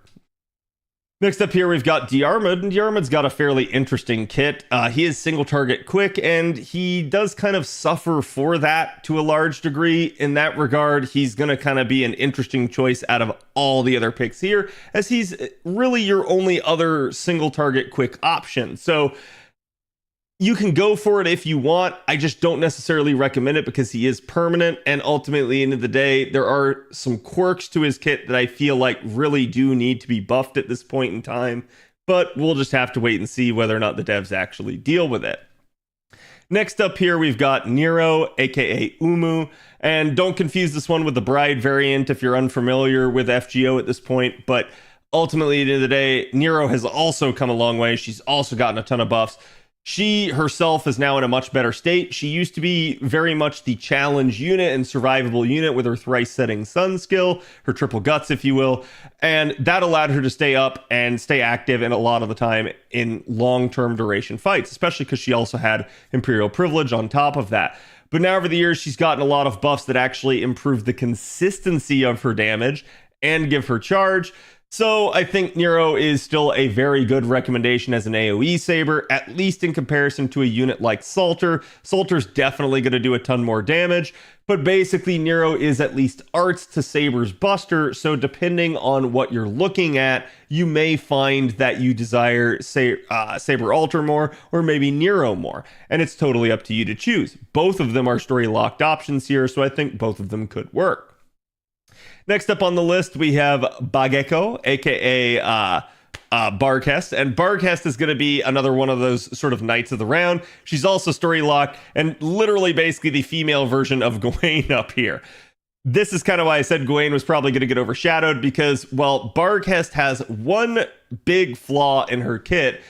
She has a lot more certainly to offer in terms of challenging and solo capacity. So in that regard, Barkhest is kind of going to end up being the better pick. She does deal extra damage on Sun Battlefield, but the problem with her is she can't bring Sunlight Battlefield to a battlefield. So Gawain can actually change the field to Sunlight. Barkhest can't, but this is sort of a paltry consideration because a lot of people end up either picking Barkhest because they just really like her design, or because they really just like her kit for challenge circumstances. So it's totally up to you to determine on that. She is an AoE Buster Saber, kind of like Salter, and she will not deal as much damage as her. But hey, at least she's really got a unique kit for buff stripping and sort of kind of out healing the competition. So she can be a very interesting unit to use. Next up here, we've got Yagyu, who is actually right now going to be starring in Samurai Remnants DLC, the younger version of him. Yagyu is a single target arts saber. He's definitely an interesting one. For a long period of time, he was regarded very fondly in terms of his performance, but he's kind of gotten left by the wayside over the years a little bit. And part of that's because, while he does sort of have a naturally strong NP, we've gotten some buffs to some other units like Lancelot, and basically ending up having welfares like Hokusai Saber that really just make it so that he doesn't necessarily have to kind of like be your choice. It's up to you to determine whether or not that's the case, but NA will be getting the Evocation Festival in the future, so if that impacts your decision, let it be so. And it's something to kind of take into consideration for all of the units in this 4-star banner. Just keep that in mind as you're picking, that there may be a easy sort of solution had you waited. But ultimately, at the end of the day, this is where kind of going with what your heart desires is still ultimately one of the best choices, because you can't ever regret picking a unit that you really like, but you could regret picking a unit purely for gameplay if you desire them, and then realizing that had you just been patient, you might have gotten either a better option or not had to pick this and could have spent it elsewhere. So totally up to you. Again, Yagyu's an interesting unit. His only real issue is the one turn duration on a lot of his stuff. But in that regard, he's still very serviceable and still can be a good option for you. He is a story-locked unit, so you're not going to get spooked by him unless he's right up on the banner, but it is something to consider nonetheless. Next up here, we actually have Rama. Rama gets a lot of flack nowadays because of somebody else in this pickable choice here, Watanabe. Watanabe comes out and basically is very similar to Rama, and we'll talk about him when he gets there. But Rama has gotten some nice upgrades, and Rama is still sort of this insane critter in the sense that Rama can actually dish a ton of crit damage. The only issue at play in Rama's kit is sort of getting the ability to generate and soak the stars. But if you can manage to do that on Rama, Rama can crit like a crazy man. The upside, too, is Rama does have that extra damage against demon enemies, and in that regard, Rama can be a very effective damage dealer. He is single target buster, but outside of that, he really doesn't have too much else going for him, so it's up to you to determine, and he is a permanent unit. Next up here, we have Lakshmi, and Lakshmi is a very interesting one in the fact that she is an AoE quick saber, and realistically the only AoE quick saber in this choice. So if you're after, again, another quick unit, just like we were talking about with Yarmid there, this may be the one to go with, but ultimately at the end of the day, she is a permanent unit as well. So taking a look at her, she kind of ends up having a very interesting supportive kit. She does have guts, she does have buff success chance for the party, something that you may desire, but there is another option here in this 4-star ticket for that.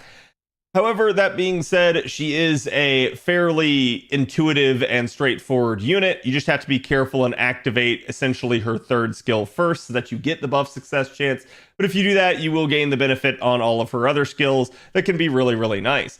She can be used as not only your primary damage dealer, but also potentially as somebody to help keep a certain unit alive. So it's totally up to you to determine how to use her, and that does make her flexible. The devs did come around and actually help her loopability though, so she is in a much better spot now at this point on JP. Damage isn't the best, but again, at the end of the day, it's totally up to you to determine whether or not you want Lakshmi.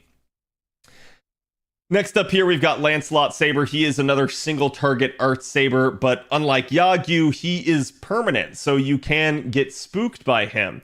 Interestingly enough, he's also a Knight of the Round Table, so he also does frequent a lot of other popular banners that people have a tendency to roll on. So a lot of people do end up usually having a decently high level MP-wise of Lancelot. For years, his MP damage was actually not that great, but that usually wasn't why you used him, because the rest of his kit is completely synergistic. Even though he's an arts unit, he was like this star-generating, star-absorbing, critting machine. So he just had a very synergistic kit that just kind of kept going and going and going and going, and that was one of the reasons that a lot of people really liked him. Even if his NP damage wasn't the best, they still found that he had a lot of usability. His only downside is really just he does not have a lick of survivability in his kit, so you just have to be careful and make sure if you're going to make him go the distance that either he kills the enemy first or you have some way of protecting him. But he does now have an NP interlude, and that did help out his NP damage quite a bit more now. So again, I think with that in mind, he is just a monster of a unit offensively, and it's totally up to you to determine if that's something that you want. Is he necessarily better than a free unit like Hoku Saber that you'll be getting from welfares later on? I don't know. That one's going to be a little bit more in the eye of the beholder. Hoku Saber definitely has a little bit more MP damage, if I remember correctly, and does at least have that sort of hard survivability with the gut skill. So at the end of the day, it's totally up to you, but I do think Lancelot is a fairly good pick for the Sabers. Next up here, we have the Prince of Lanling. Lanling is basically going to be the arts variant of Lakshmi, where she was providing buff success chance to the party. He's going to end up providing buff success chance to the party as well. But he is, instead of being an AoE damage dealer, a buffing support. So he's kind of going to be the only buffing support out of this list. So if you're very desperate for having proper supports, especially in the arts category, Lanling can be a decent one to pick up. Or maybe you just end up needing that sort of buff success chance, so that could be a huge factor as well. Either way, Lanling is an interesting pick, and he's not a bad one in that regard because his kit is very interesting. It's very decent in the sense of being able to buff and help out another arts unit in the party, or himself just kind of focus on carding and critting enemies down.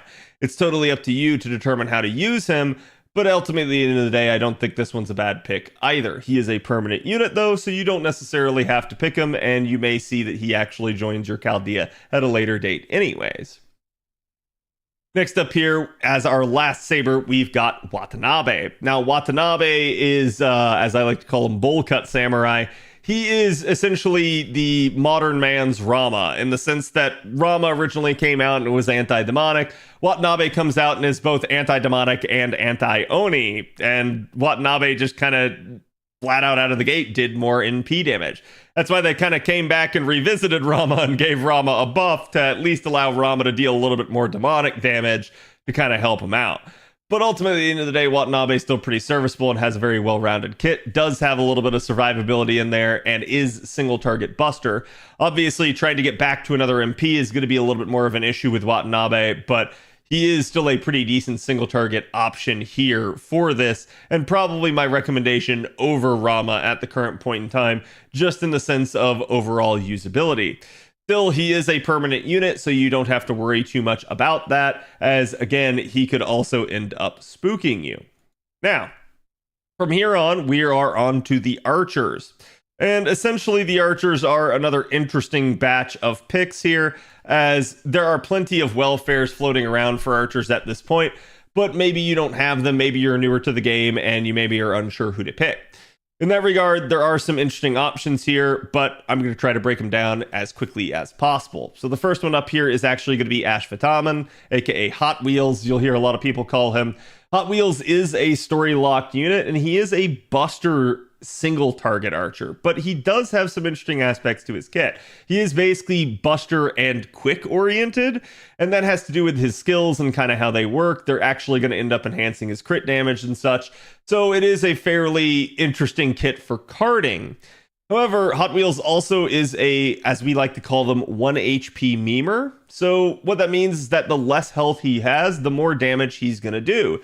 And ideally, you want to get him down to 1 HP if possible. He does have the means by which to do this in his kit. And so as a result, all you would probably need to do is be able to Chin Gong him or something like that to be able to get the most potential out of him, which does mean that he does require a little bit of wind up, a little bit of setup in order to actually work properly. But it is easily something that can be done and can be used to great effectiveness for making Ashvataman deal a ton of damage. Still, if you're looking for a really devoted single target archer, this might not be the best pick because of that HP aspect. This may be just a really good supplemental pick, but it's totally up to you and really just ultimately boils down to what you want your Chaldea to be like. Next up here, we have a quick AoE in Atalanta Archer, and we have had some other 4-star quick AoE archers in the sense of Ilya, and where Ilya has a little bit more charge and sort of brute force capacity to 3-turn, we have an issue with Atalanta being mostly refund based. Normally our sort of quick refunders don't do too hot in that regard, as they're very dependent on the type of enemy that you're hitting and the amount of enemy that you're hitting, and they usually just barely scrape by that like 50% mark in order to work in a Scotty system.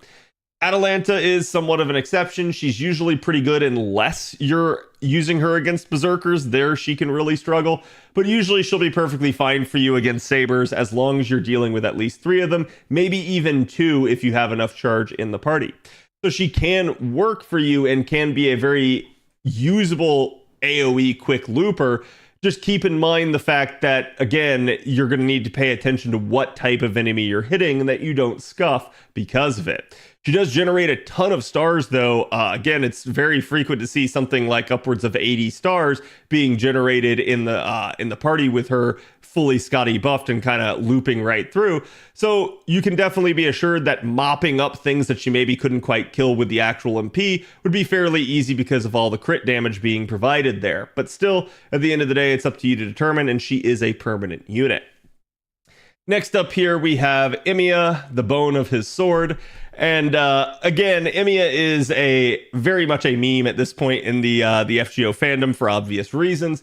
He's still a fairly good and serviceable unit. That being said, the community tends to have a sort of rose-tinted glasses effect with him, as a lot of people have him at NP5. This has to do with the fact that he is not only a permanent unit, but also the fact that for a long period in time in the early days of FGO, Emiya had a tendency to be on right up in just about every single event banner known to man. So a lot of people just rove around with him at the max NP level, and thus have a very positive opinion of his damage. The reality is, at lower levels of damage, Emiya can be somewhat lackluster. The good news is they did end up buffing his 3rd skill twice, so it's gotten 2 different upgrades that have now turned him into the ability to be, even though he's Buster AoE, an Arts Looper. That's right, you heard that right. He turns into an Arts Looper with his 3rd skill now. So it can work. Just understand that it is a sort of hybrid setup where usually you're going to be utilizing him as a Buster NP for maybe 1 or 2 of the turns, and then an Arts NP for maybe 1 or 2 of the other turns. So it's very weird in that regard, and it is fun to use. He does generate a ton of Noble Phantasm when you use him as arts, but ultimately, at the end of the day, it's just kind of wonky and probably not going to result in the best damage for most people.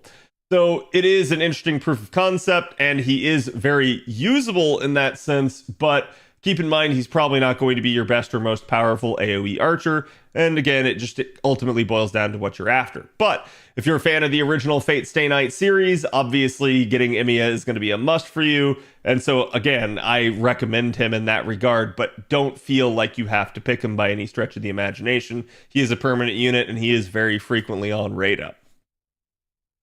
Next up here, we end up having Emiya Alter, and Emiya Alter is a much more interesting subject matter. He is single target arts, and he is actually, in terms of raw damage, unbuffed by any supports, your current top dog for single target archers. It's kind of weird in that regard that a 4-star sits on top, but that has more to do with the issue with them not really buffing a lot of the 5-star archers, and less to do with Emiya being the most cracked thing imaginable. He is actually still very good for a 4-star and does punch well above his weight, but his kit is very simplistic and to a large degree kind of boring. But ultimately, at the end of the day, that may be a good thing for some of you that don't want to have to try to deal with super convoluted kits. So again, this could be an interesting reason to pick him. Like I said, he is single target arts, so you can utilize him pretty effectively. He does have drain on his NP now as well. And he doesn't necessarily have the best refund, but could be made basically to 3-turn under the right circumstances. Still, probably one of the biggest considerations here is going to be the fact that Emiya Alter is story locked. So trying to get your hands on him outside of specific rate up banners is going to be difficult, and he does not get a lot of rate up banners. So just be careful with that. Again, he is going to be one of the few story locked options for the archers here. Next up here, we end up with Chiron, the horseman, if you will. It's actually a pretty interesting unit. Originally, Chiron didn't do the best in P damage overall, but they actually ended up kind of coming back and giving him the ability to deal super effective damage to enemies with the Earth trait. And Chiron has been pretty good ever since. Even then, before that point, he still actually had a fairly synergistic party-oriented kit, as he actually can end up buffing the party's ability to deal crit damage and again just give people a color buff so that it could actually allow them to pop off a little bit more. So in that regard, Chiron has never been bad. In fact, I used him fairly early on my own JP account, and begrudgingly, he actually saved the day a couple of times. So I have to admit that yes, he is probably better than most people give him credit for, but he's not going to be the end-all be-all. Still, he does have that ability to carve through enemy defenses, so he might be an interesting pickup for some of you, given the fact that he is single target arts. He is a permanent unit though, and so a lot of people do get spooked by him every now and then. It's just up to you to determine whether or not you want him. Next up here, we've got Zenobia, and Zenobia is going to actually be our only AoE arts looper here in this category, as she's a fairly recent addition to the game. This is probably going to make a lot of people pick her. She is a permanent unit, but a lot of people do find her very attractive, and given the fact that she is an arts looper, does kind of mean that she has quite a bit of interesting uses and can be used to improve your own farming capability of your account. So again, arts looping is usually a pretty easy thing to facilitate because usually you end up having, fairly good options even amongst low star supports for allowing and facilitating it. Once you get your hands on 1 or 2 of the 50% charges in the game, you can kind of brute force a lot of the arts loopers to being able to function correctly. And so that kind of makes it easy to get up and online in terms of systems. Now, that being said, Zenobia doesn't necessarily deal the best damage, but it's because she's a 4-star, and if you're only getting the first copy, it's kind of to be expected at that point. Still, she does have some interesting aspects and can actually deal quite a bit of crit damage, so I think the fact that she is able to automate some of her refund on a per-turn basis is not a bad thing. I do recommend picking up Zenobia sort of as the kind of farming choice here if you're going for that in the archers, probably over even someone like Atalanta, just because she's probably going to be a little bit more easy for most accounts to use, but it's ultimately up to you to decide if that's important to you.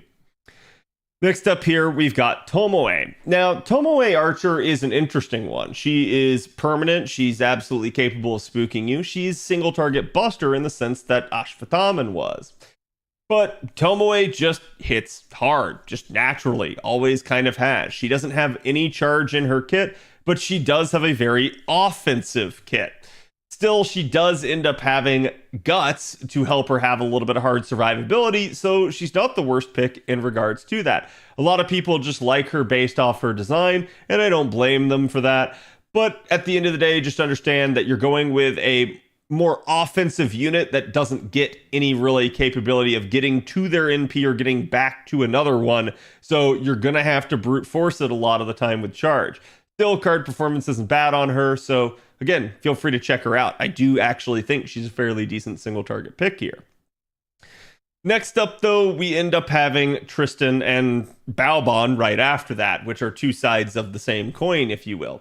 Now, Tristan's an interesting one in the fact that Tristan is a 50% charger. He is one of the Knights of the Round, and he is story locked. Oddly enough, again, because of that, he has been on a lot of banners, so usually, even though he's story locked, people don't have the hardest time trying to acquire Tristan. Still, that 50% charge, though, comes with a little bit of a price. That is to say, whenever he uses the skill, he will NP seal himself. The good news is they did buff his first skill to give him the ability to cleanse, so that's no longer as big of an issue. Just make sure you use his skills in the right order. The upgrade to that skill also ended up giving him his first steroid ever because basically Tristan didn't have any way of increasing his attack power. There was always that concern with him, but still he dealt decent damage.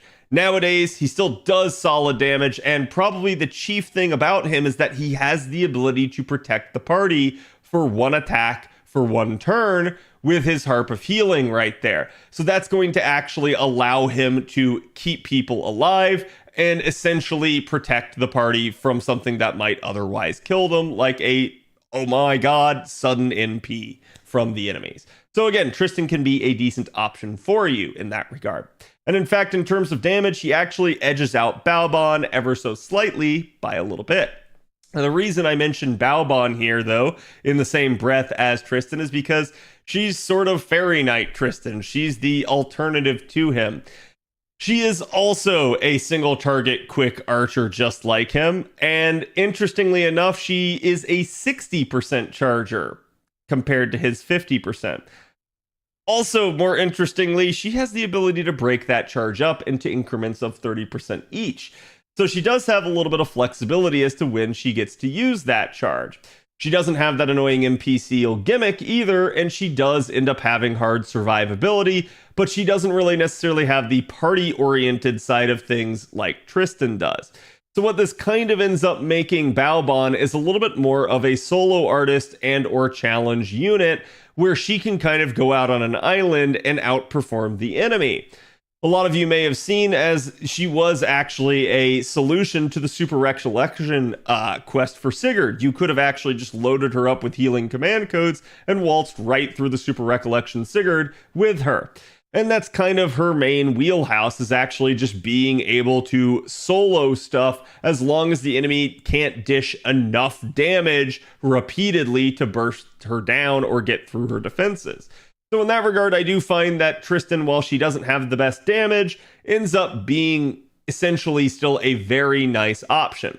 A lot of people are going to pick her because of the aspect of her just being a really interesting character, and ultimately, at the end of the day, she does end up being another story-locked unit, so I don't really blame people for picking her for that reason either. That being said, the Fairy Knights do have a tendency to be some of the most bannered units in the game at the current moment, and kind of headed forward, as we know, because they just have a tendency to be very popular at this point in time. A lot of people really like LB6 and really like the units, so trying to get Balbon is probably not going to be the most difficult thing in the world.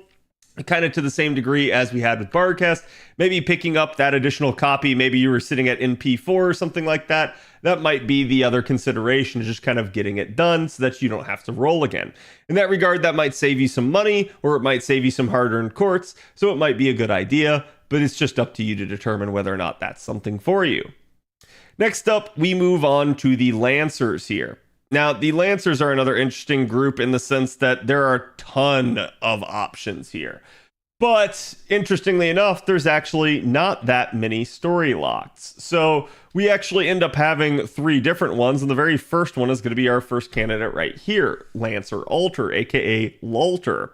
Now, Lolter is a very interesting unit in the sense that she ended up getting a very nice charge buff. Unfortunately, it was not 30%, but it did end up giving her the ability to sort of charge up and be used in the Buster comps that are now very more prevalent with Oberon and Koyanskaya. So it does definitely work for her in that regard. Still, Lancer Alter had always sort of been kind of like Saber Alter, the sort of king of the AoE 4-star busters, and really to a large degree challenging even the 5 stars in a lot of capacity. She's always done great damage. So when they gave her a charge skill, it actually ended up really helping her out. It essentially allowed her to now actually be usable in 3-turn sequences and become a farming option. Still, she has always been the prototype for some of the best crit skills in the game, as she has a sort of all-in-one type of skill that later on gets inherited by other units. So hers has actually been a very interesting kit. She did have a very bad charisma for years and years and years, but that also finally got an upgrade to help her out, giving her niche damage.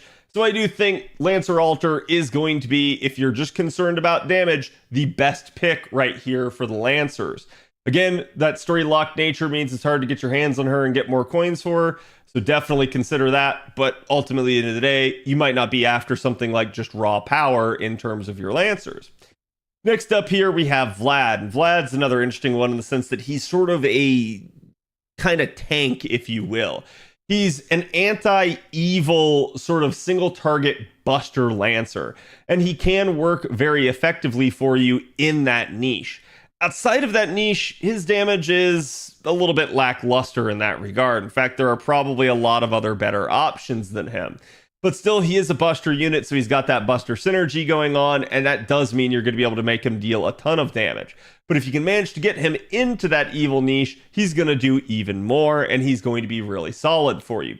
Still, he can be used as, like I said, a sort of tank, because he does end up having a taunt skill in his kit. He just doesn't have the best overall survivability, so be careful with trying to use him to that capacity, but he can still be a very serviceable single target option.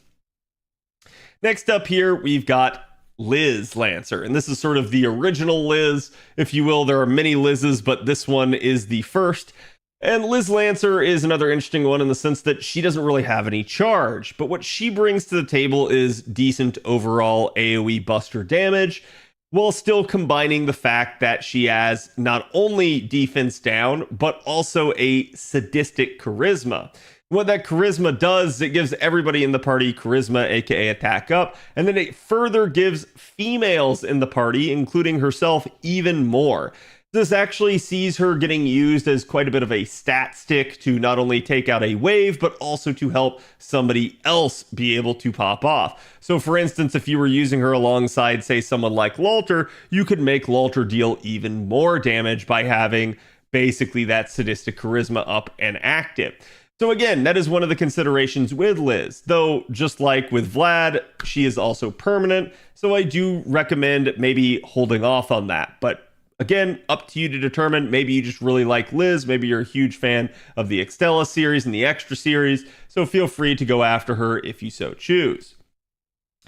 Next up here, we have Canis. Canis is going to be another of the story-locked Lancers, and the reality here is that Canis is very, very similar to Lancer Alter. So in that regard, if you really like Canis's design over someone like Lancer Alter's, feel free to choose Canis, as they are both going to be 20% charging AoE Buster Lancers. Canis does decent damage in that regard too. She's only really left behind in terms of the niche damage at this point that Lalter's doing. As raw damage, they're still fairly close. That being said, Canis has some interesting quirks in her kit, and I do think they need to end up kind of circling back and giving her another buff at this point, as she really just honestly kind of could use some overall quality of life added to her kit. She does at least have guts for some hard survivability, though, where Lalter really has none, so it's totally up to you to determine if you prefer that in that regard. Next up here, we have Qin Liang Yu. Qin Liang Yu has gotten some buffs, but at the end of the day, I find that Qin Liang Yu is a very interesting unit. If you really like her design, you can go for her. But to me, she's kind of a little bit lackluster in some ways, in the sense that she's designed to be sort of this carding, critting, soloing sort of monster, but she really is not much of a monster at all. In fact, it's very difficult for her to kind of pull this stuff off without proper sort of setup and support. So in that regard, I do think they could kind of revisit Kin Leong Yu and give her some more love. But again, at the end of the day, if you just really like her design, you can go for her. But unfortunately, just like with Lan Ling, she is also a permanent unit, so really not something you need to have your eye on necessarily. Next up here we have Nezha. Nezha is also a 20% charging AoE buster unit in that regard. Again, Nezha's got some interesting stuff, but Nezha at this point is probably going to end up being one of my last recommendations, in the sense of, I think basically going with Canis or Lalter just is probably going to be the better pick, and both of them are story locked and kind of harder to get your hands on. Still, if you're maybe considering something like story lock being more of a problem than a blessing, that is to say, getting higher NP levels of those units would be difficult for you, then maybe going after a permanent unit like Nezha and trying to get them an increased MP level might not be the worst choice. So it's totally up to you to determine whether or not you would want that, but ultimately at the end of the day, I'm going to recommend instead the other two story locks. So again, it's up to you, but that's my 2 cents on that. Next up here, we have Percival. Now, Percival is an LB6 unit, so you're probably thinking he's story locked, but he's actually not. He's actually permanent in that regard. He is an AoE arts looping lancer, and honestly, he's probably my recommendation on this side of things if you're looking for a looping lancer at the current moment. And the reason why is because his damage is very steady across the board, as it is with some of the other options we're going to be talking about here. But also he ends up having very nice sort of tankability. That's right. Basically, he can actually be a tank as an AoE, which does allow for some interesting sort of propositions with regards to challenge content. In that regard, I do think Percival's just sort of this really nice quality of life type unit that has come along over the years. And I do recommend him, especially since he is permanent. It does mean you should have the capability of getting more of him eventually. So at the end of the day, he's going to be my recommendation for kind of what to do. At least assuming you want an AoE Lancer. Now, Parvati here is another AoE Lancer, and Parvati is not a bad unit in the slightest. In fact, in the early days of FGO, Parvati was very well regarded for her performance. She is AoE quick, though, and that kind of comes with its own interesting issues at this point. Quick is not the easiest card type to support because we just kind of have the double Summer Scotties out there. Sorry, the double Scotties at this point. And that's going to make it very difficult, I think, for a lot of people to necessarily go with a quick option, though certainly quick is not bad in that regard. And of the quick units, it bears worth mentioning that Parvati is actually a very good refunder. In fact, if you didn't care too much about the damage aspect of it, you could actually pair Parvati with units like Castoria, and she would still be able to loop. So the issue with Parvati is more of a damage issue than anything else, but it's still not bad. She still does very decent damage. But a lot of this is sort of hidden by the fact that most people look at her damage only on her third sort of wave there, where her damage really spikes, rather than instead looking at the damage across the board, which can ultimately factor into some other comparisons. Now, in that regard, like I said, she is permanent. She is a Sakura face, so if you really like her, feel free to go for her. She also does end up having a very nice costume. Next up here, we have Fion. Now, I've stumped for Fion for a while, not in the sense that he's actually like the best unit or anything like that, but in the sense that a lot of people often will roll, you know, like let's say a summer unit or something like that, like say Summer Melt, and they'll maybe get like 1 or 2 copies of her, but they maybe had a like NP4 or NP5 Fion sitting in their account, and they're kind of only using the Summer Melt. The reality is, in terms of just actual damage, Fion was probably out damaging Melt in that regard. So it's kind of why I've said people should not overlook the permanent units that they maybe have at higher NP levels, is because they can actually have a tendency to outperform some of the other limited units. The problem, though, with Fion is the clunkiness of his kit. His kit, especially in the early days of FGO, was not well designed, It's come a long way now, but ultimately at the end of the day, it still can be kind of hit or miss. He is an arts AoE looper, but I still would probably recommend someone like Percival, who is a lot more automatic in that sense and a lot more consistent with his refund numbers. So it's kind of why you're going to see me recommend Percival over Fion. I don't think Fion's the worst choice here, especially if you need an arts looper. I just don't think he's going to end up being something that you want to take over someone like Percival, unless, again, it's an NP level issue. Next up here, we have Medusa Lancer, and Medusa Lancer is another interesting one in the sense that she is a single target quick Lancer. She's also going to potentially be a charm and stun locker in the sense that her NP can kind of just keep her locking down the enemy over and over and over again. Her damage is actually not bad. It actually is kind of up there with some of the other 5 stars in terms of its damage capability. But at the end of the day, I think it's totally up to you to determine whether or not you want a unit like Medusa Lancer. She is permanent, so you don't have to roll for her necessarily. You might find her on other banners, or you might get spooked by her. But she still is a very serviceable option, especially if you can get her to loop and can make her 3-turn over the enemy. Just be careful, especially as a quick unit, that's probably going to rely on cards. Next up here, we have Li Shuin. Li Shuin is our last story-locked Lancer on this list, and he's another sort of hard to get your hands on one in that regard. He does not get a ton of banners over time, but he does at least occasionally pop up every now and then. Now, Li Shuin's damage has actually not been that bad. His only issue is kind of like his assassin counterpart, sort of the 1-turn durations and kind of boom and bust cycle that he goes through. Still, just like his assassin variant, he is also a 100% crit damage type of unit, so he can be made to deal a ton of damage in conjunction with the NP and cardings. So feel free to use him. I think you'll find that with that invuln pierce in his kit, he actually can manage to be pretty effective. Just, bear in mind that there may be other options that you would rather go with.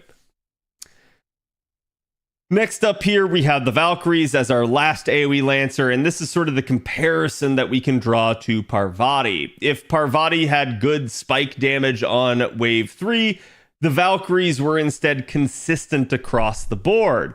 So while they don't really have any steroid for increasing their overall damage, they were still pretty consistent in terms of that damage performance. So while Parvati might have been coming in underneath them for the first 2 waves and spiking over them for wave 3, the Valkyries were just that model of consistency. They are another permanent unit. They can spook you, so in that regard, they don't really have any sort of advantage or consideration over a unit like Parvati, and it just ultimately is going to boil down to preference.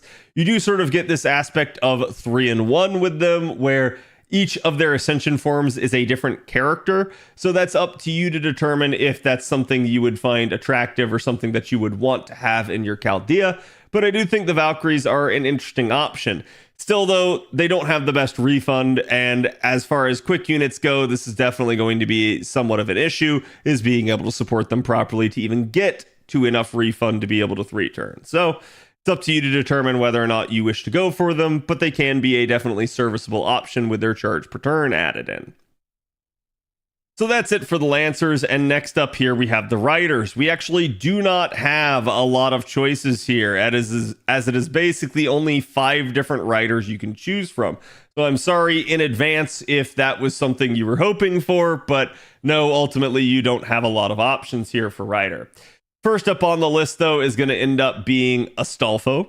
And Astolfo is got that monster energy going on, and all I'm going to say is that Astolfo is a 50% charger. So for no other reason than that, that may make Astolfo worthy of your attention. Being a permanent unit, we can definitely see that having that 50% charge is obviously going to be a blessing. It's going to be something that a lot of people are going to use. Maybe you haven't gotten your hands on a unit like, say, Drake or anything like that in terms of SSR capability, but Astolfo at least does have that capability of charging up 50%. So I've been asked before how I managed to 3-turn with Astolfo as to whether or not it was possible. This was back in the day when a lot of people didn't understand looping or how it worked. And the reality is that any unit that's 50% charge, you can basically brute force the 3-turn as long as you had enough starting charge, enough chargers in the party, yada, yada, yada. So in that regard, Astolfo can be a farming unit for you. He can 3-turn, and he does at least have the aspect of his Griffin, giving the party some survivability. So at the end of the day, I think it's up to you to determine if Astolfo is the right choice for you. But as far as AoE riders go, Astolfo is going to have the most charge out of this entire group. Next up here, we end up having the Yuri pirates, if you will, Anne and Mary. And essentially, both of them are, Anne, Mary, and Bonnie Reed. Both of them are going to be your only single target rider option on this list. So if you need a single target rider, they're your choice. I really don't have to say anything more than that, right? Basically, the Yuri pirates are going to end up being another 1 HP memer, and originally they didn't have any sort of guts or anything in their kit to actually help out with that. So nowadays, though, they have gotten a lot of love, and so as a result, you can use things like Qin Gong to immediately bring them down to 1 HP as long as you got the guts popped, and that's going to allow them to deal a ton more damage. Same way as Ash Vitamin. So in that regard, they are very good. Just keep in mind that they don't really have a whole lot of refundability or charge, and that's going to be their problem ultimately. Really, they don't even have survivability other than the guts, so keep that in mind. Next up here, we have Nikitich. Nikitich is an interesting unit in the sense that she is permanent. She did just come to us with the Tunguska event. She is AoE Buster, and she is anti-dragon. As far as anti-dragon goes, a lot of people would just say just take Sumanai. Obviously, you might be up against a Caster Dragon, where maybe she would kind of have that class effectiveness going for her.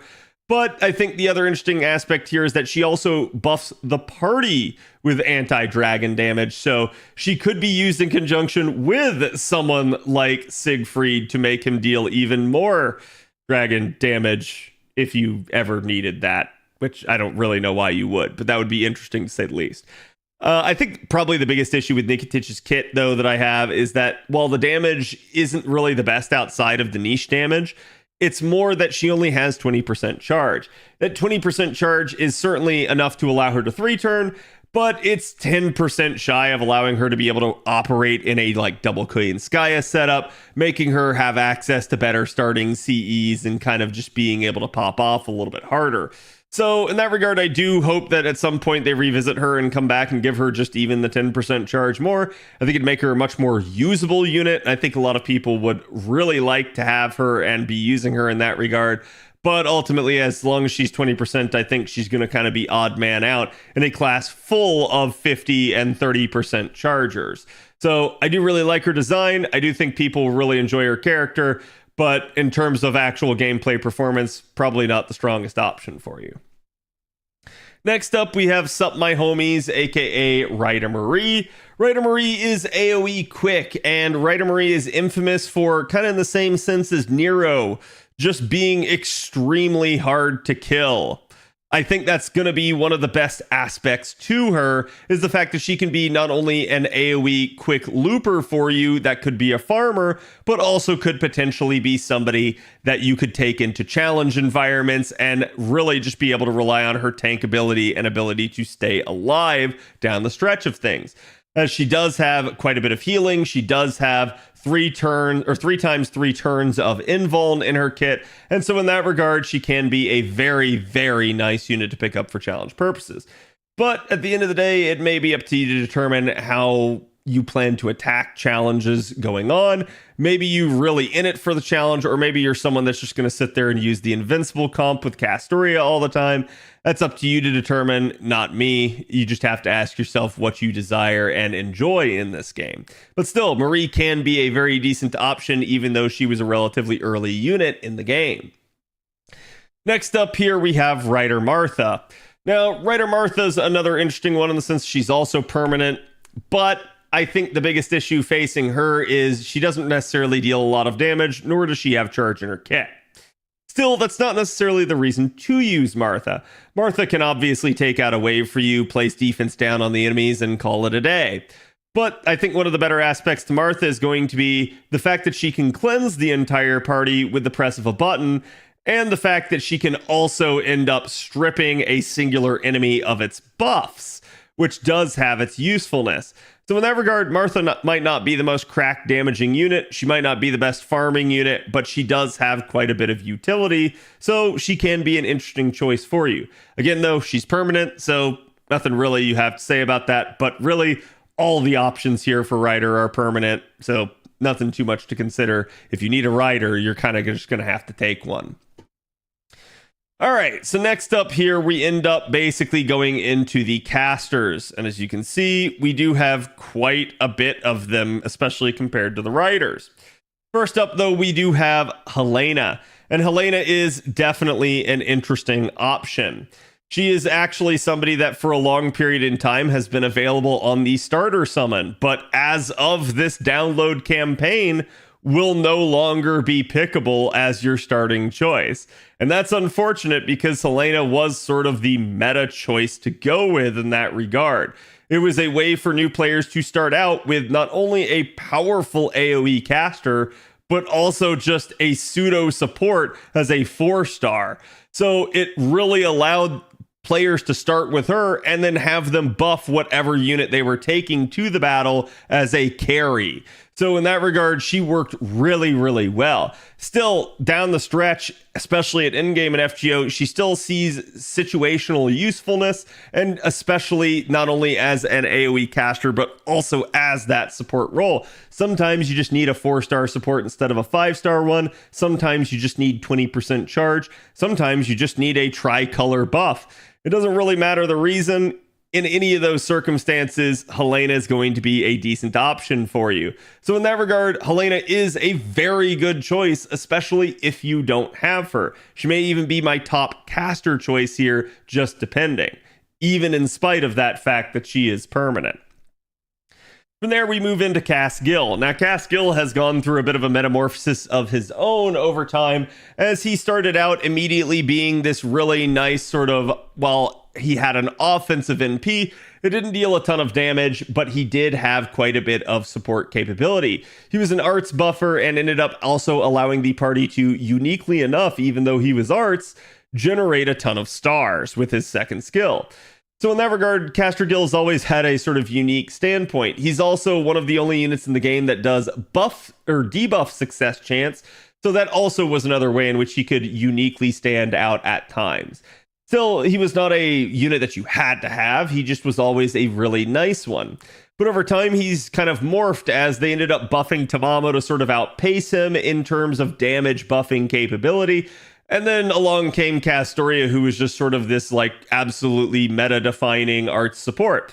So Cass Gill was kind of listless for a little while, but they ended up deciding to refocus him on more of a damage dealer. So now he not only is a party-oriented unit, but he also is a damage-dealing unit that can be an arts looper. They've come back, they've given him charge, they've buffed his NP and allowed him to deal more damage, and he's really a lot better for it. So definitely don't sleep on him in that regard, but he is another permanent unit, so up to you to determine if you want him. Next up here, we have Cersei, and Cersei is going to be one of our only single target options on this banner. In that regard, she is very interesting. She is a single target caster. She's got 100% charge in her kit, actually more than that. So in that regard, it's kind of nice because you don't have to level her skill all the way up to 10 or something like that in order to get the maximum effectiveness out of her charge. Damage at NP1 is going to be a little bit lackluster, but ultimately at the end of the day, maybe you're just trying to beef up a Cersei that you already have.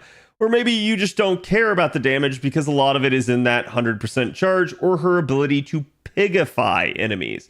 Yes, that's right, I said pigify. She can turn enemies into a pig, which acts as a unique form of stun for them.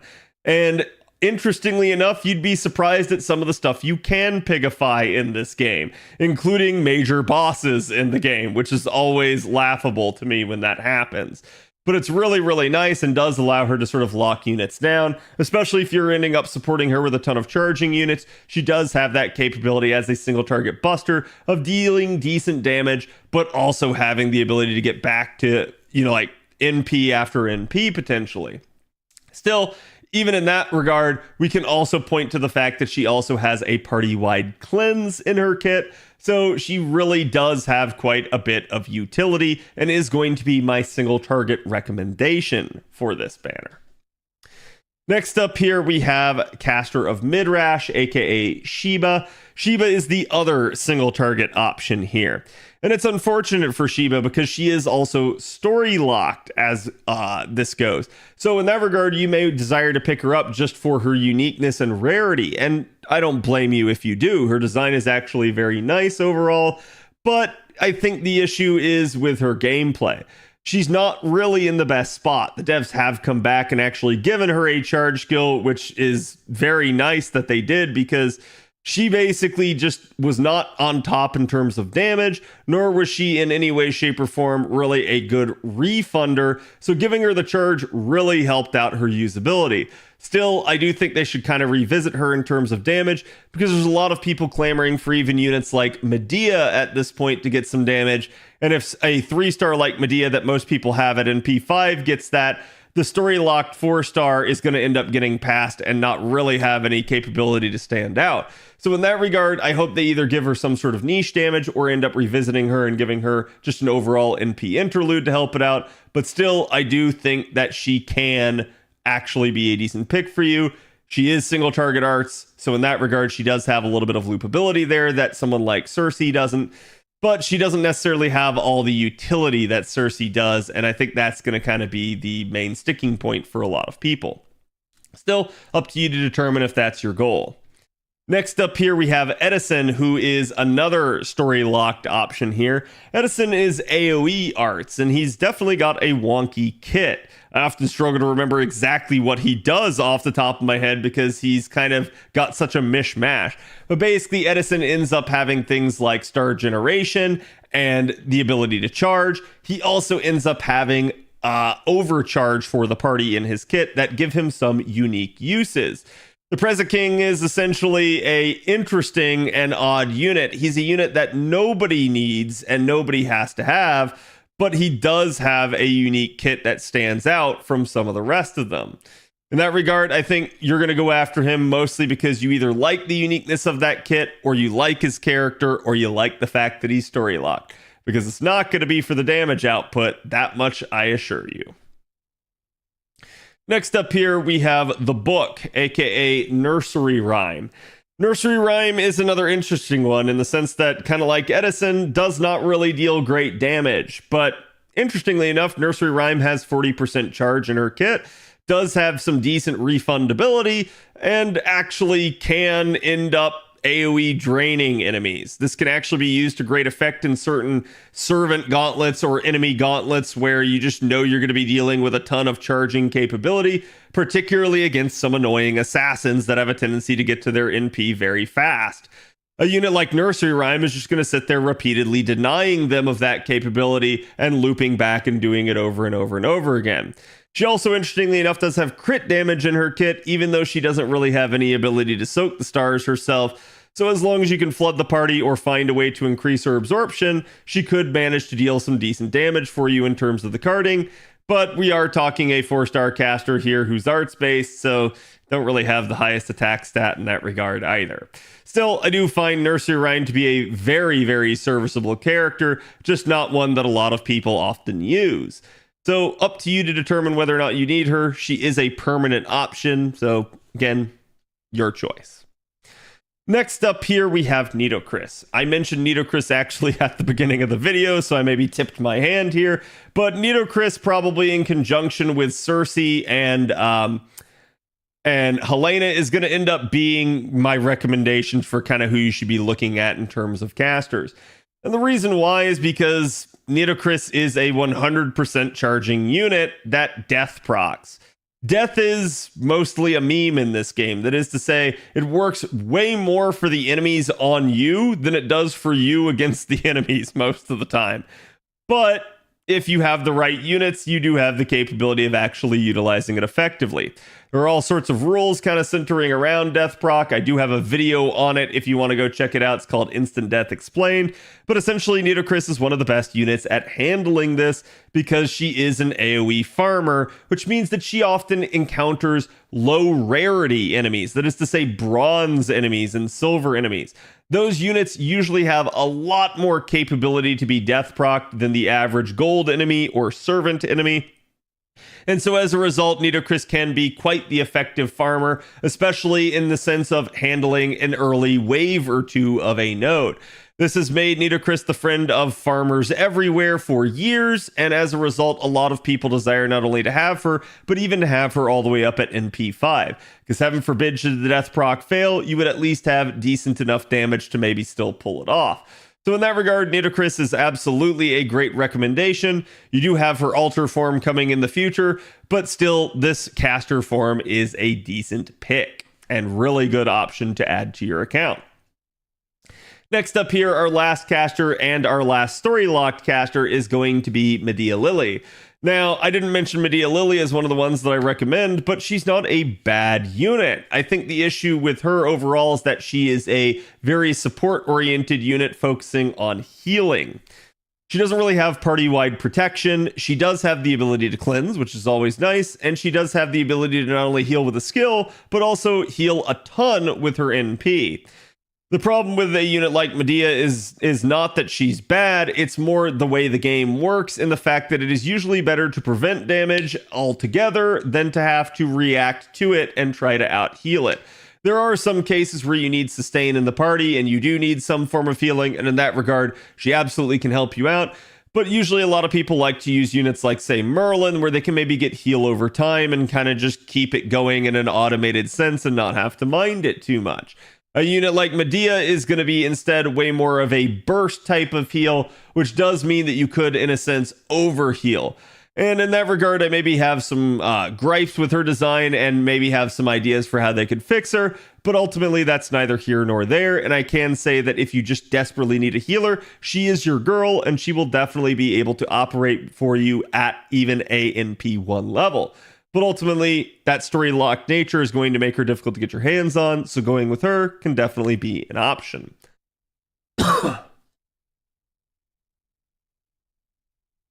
Sorry, I need to take a drink there.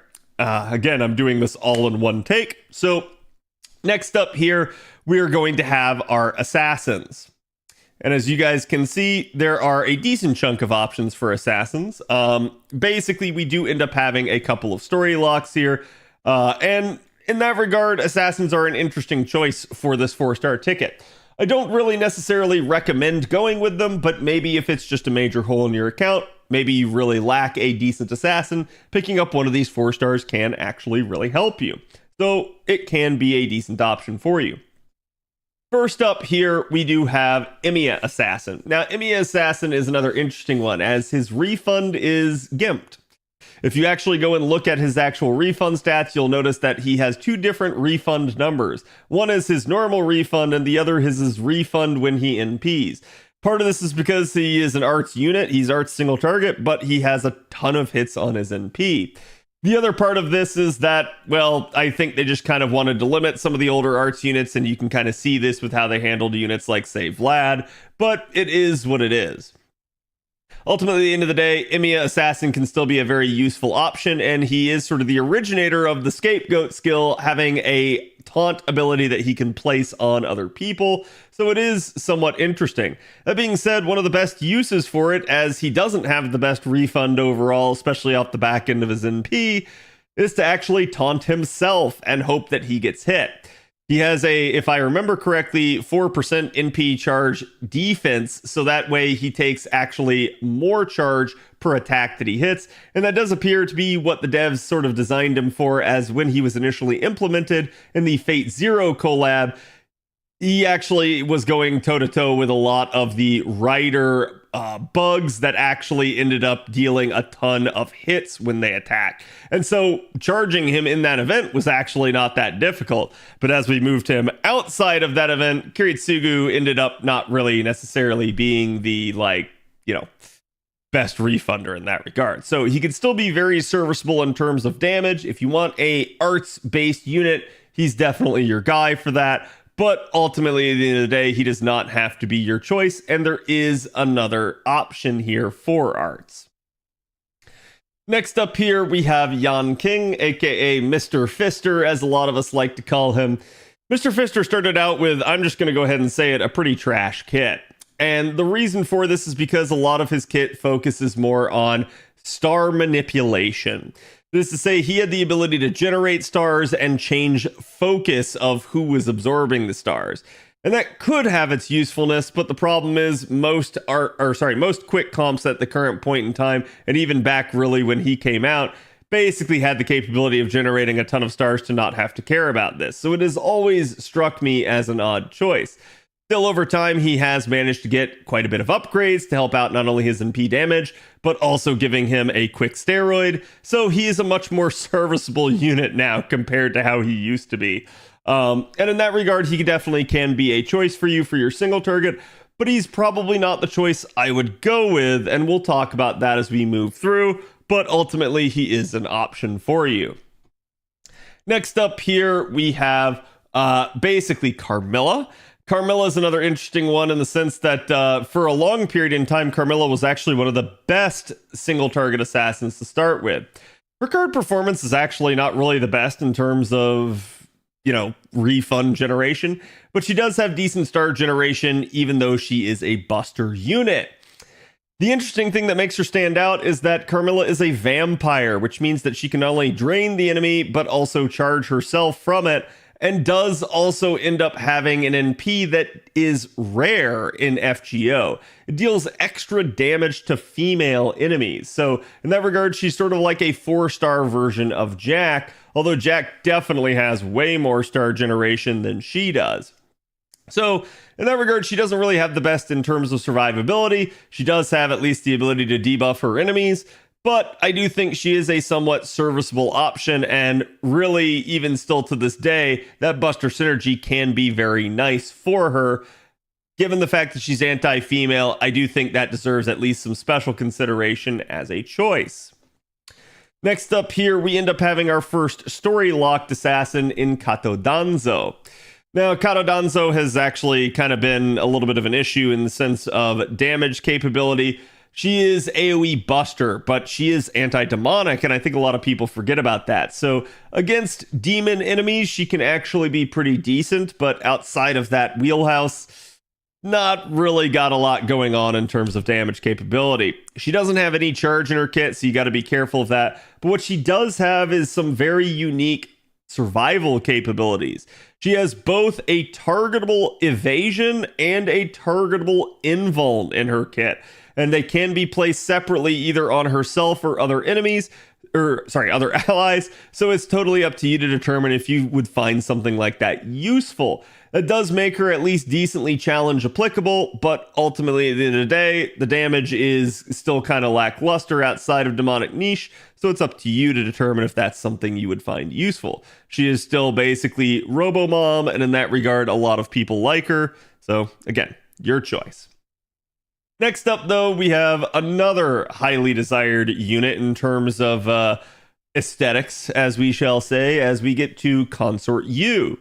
Consort U is another story-locked option here, and somewhat difficult to get your hands on. To a large degree, she has often been referred to as a trophy wife by a lot of people, and that's kind of a meme of her own making. But the issue at play here is because when Yume Ren came out, she ended up having essentially the lowest attack stat of basically all the 4 stars. The only one that ended up actually with a lower one was Saber Lily, but given the fact that you could also adjust for her being an assassin, Consort U was actually kind of lower. So it was not the best situation for her to be in, and she had a very wonky kit. Thankfully, she has gotten one upgrade that largely addressed the major issues with that kit. It essentially made it so that her buffs removed, or sorry, her NP removed her buffs far less, and it did actually add a 30% steroid to her kit that didn't exist at all prior. So in that regard, they massively bumped up her damage, but her damage is still very middling. She can be made to 3-turn though, so again, if you just really like the character, she is in a much more usable state now, and definitely can be an option. She's just not going to be the best option for you. Next up here, we have Sathino.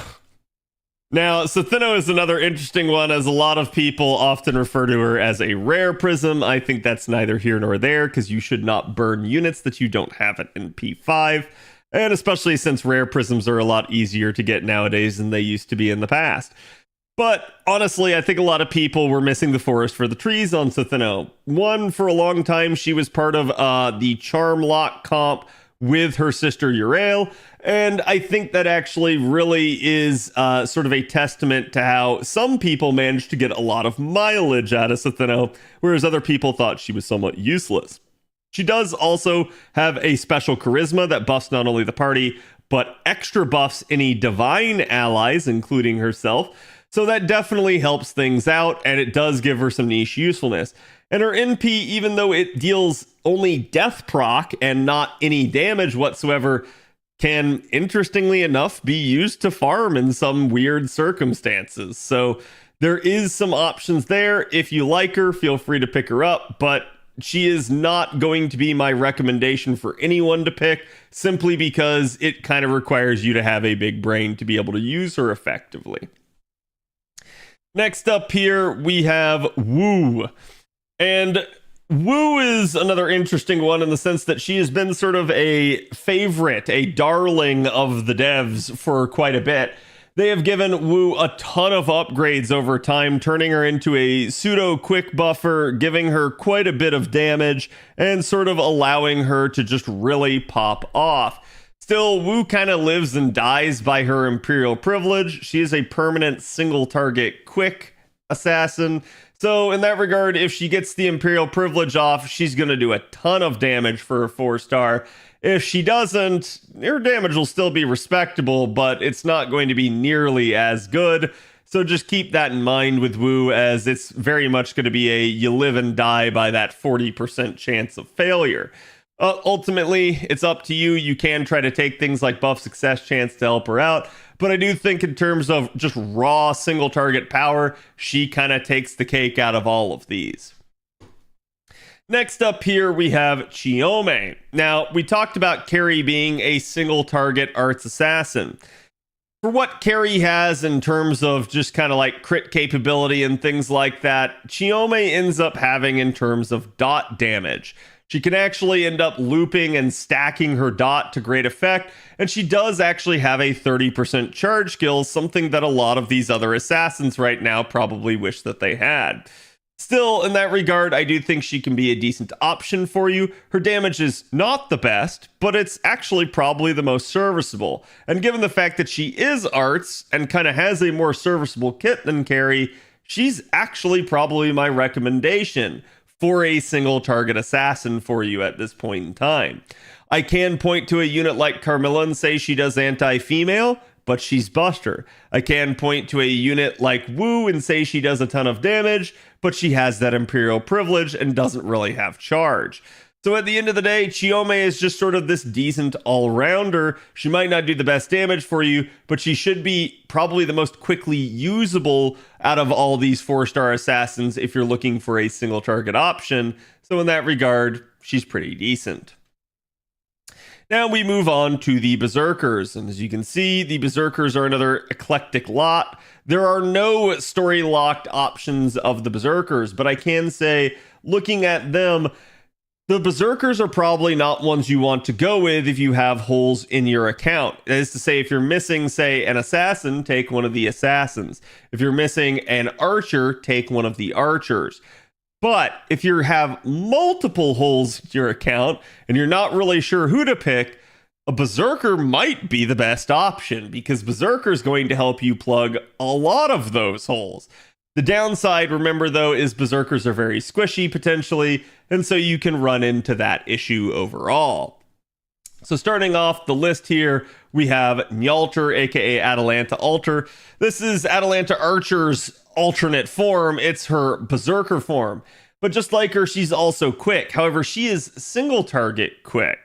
She does still have the party-wide quick buff that Atalanta has, which is an interesting concept to put on a single target Berserker, but it is what it is.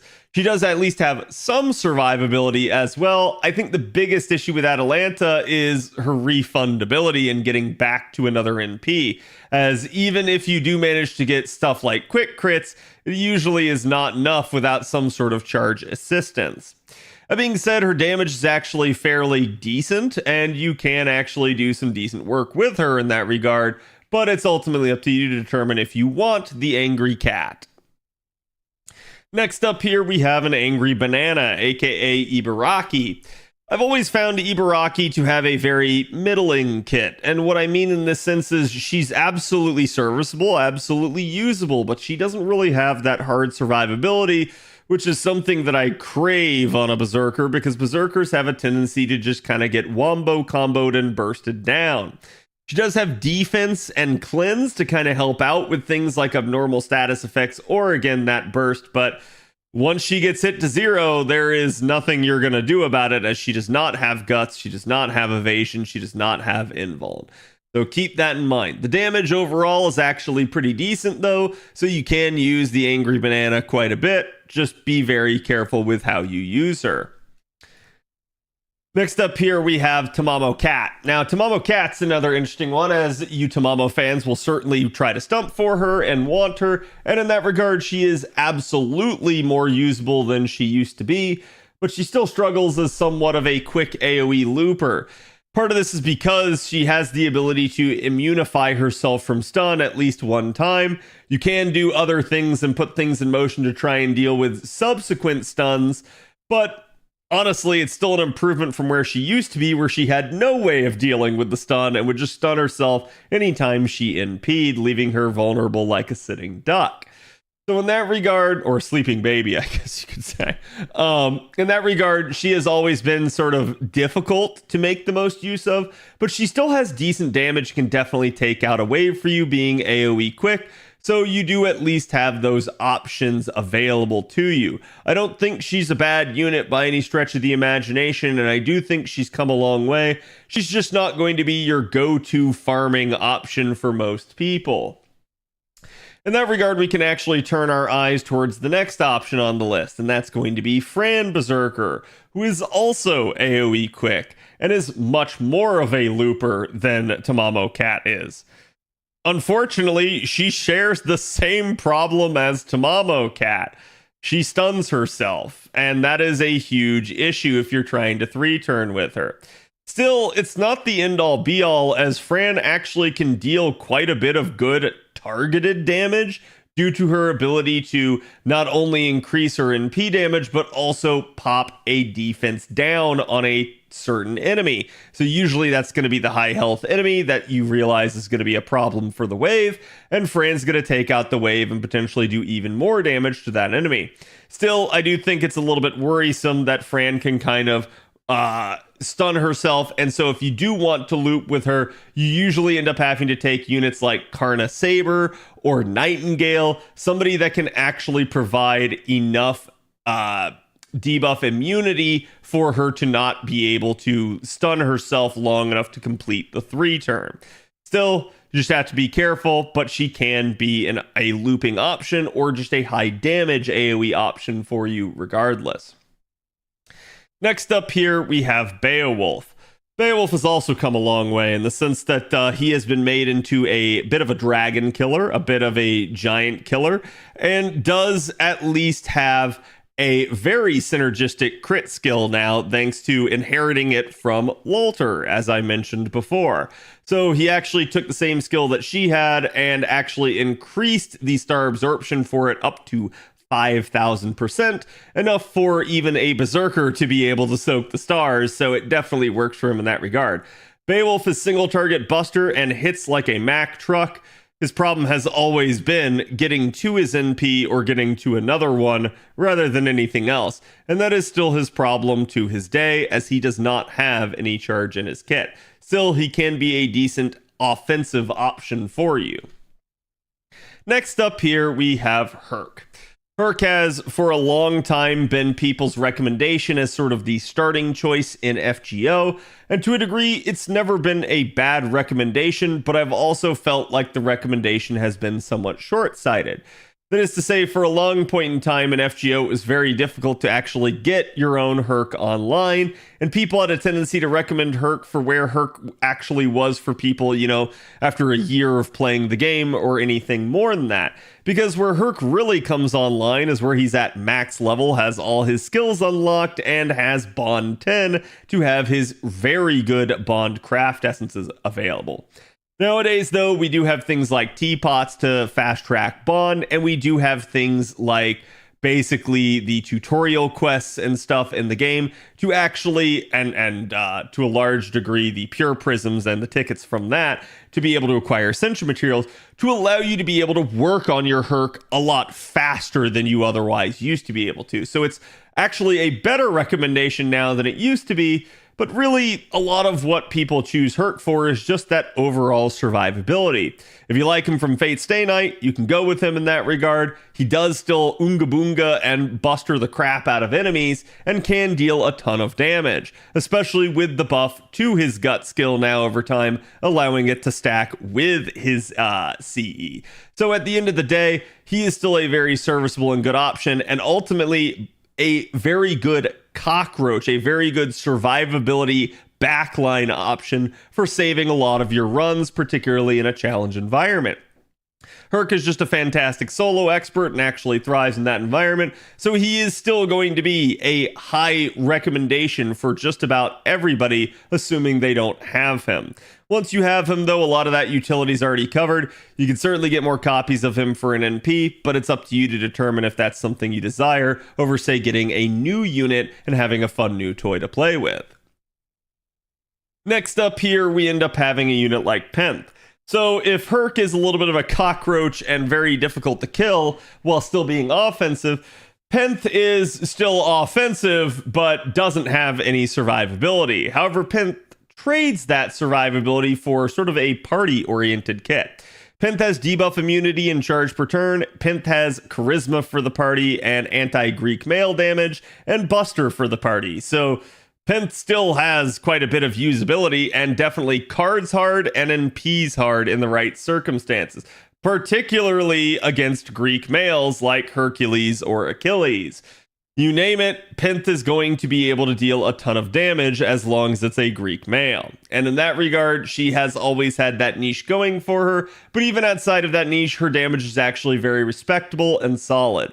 Just be careful because, again, she is very squishy, so if you're not trying to just have her take out a single enemy or trying to kind of go the distance with her, you're going to need to provide ways to stop her from getting basically 2-3 tapped and actually downed.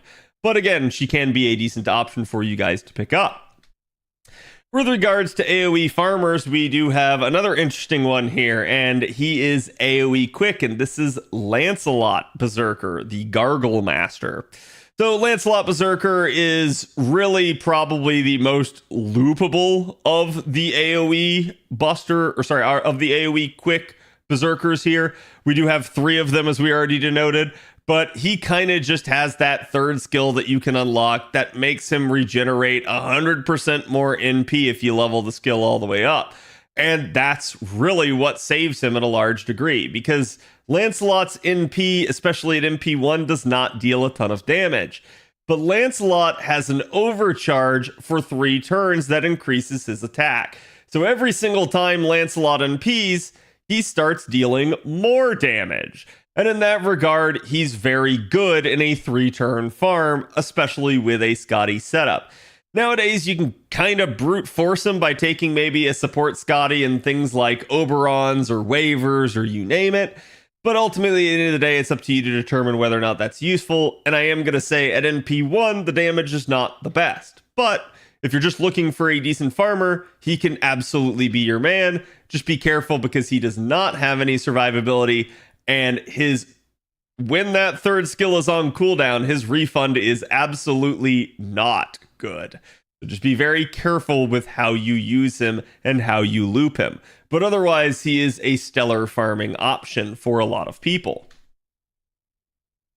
Next up here, we're going into the extra classes as we round out this recommendation. So let me just say an aside of, if you find that you need one of the extra classes, keep in mind that they are somewhat of a luxury, but they are certainly a decent option to recommend in that regard, as each one of these units can be powerful in their own right. So starting off the bat right here, we have Estrella. And I don't think it's any secret to say at this point that Estrella is just a boss-killing menace to a lot of enemies. And in that regard, she is a very usable, very tanky, single-target arts ruler. We don't really have 5-star single-target rulers in the game other than the one that JP just finally got now after some time. So for a long period in time, Estrella is sort of king of the hill, partially due to the fact that she's also anti-evil, making her a very effective killer. And in fact, in that regard, we were talking about Vlad being anti-evil before. I'm going to recommend taking Estrella instead, unless you just really need that Lancer option. Because Estrella is arts, and that does make Estrella very easy to form looping comps for. It's very easy to pick up a support Castoria and maybe supplement it with your own supports of necessary. And again, you will be getting another 3-star art support in Shu Fu coming up this anniversary in the Friend Point Gacha. So it's going to be easier now than ever as we progress throughout this year to be able to support arts units. So a unit like Estrella is just going to end up popping off for you, dealing a ton of damage, being tanky just naturally by being a ruler, and having a ton of crit synergy, kind of like Lancelot Saber does in her kit. The only downside is she does not have hard survivability. So while she takes 50% less damage, there is nothing in her kit that's going to basically allow her to stay up should she actually get focus fired too much. So it's on you to keep her protected. But still, yes, she is absolutely one of the best recommendations for your 4-star ticket, even though she is permanent. And picking her up at higher NP levels just is going to make her stronger.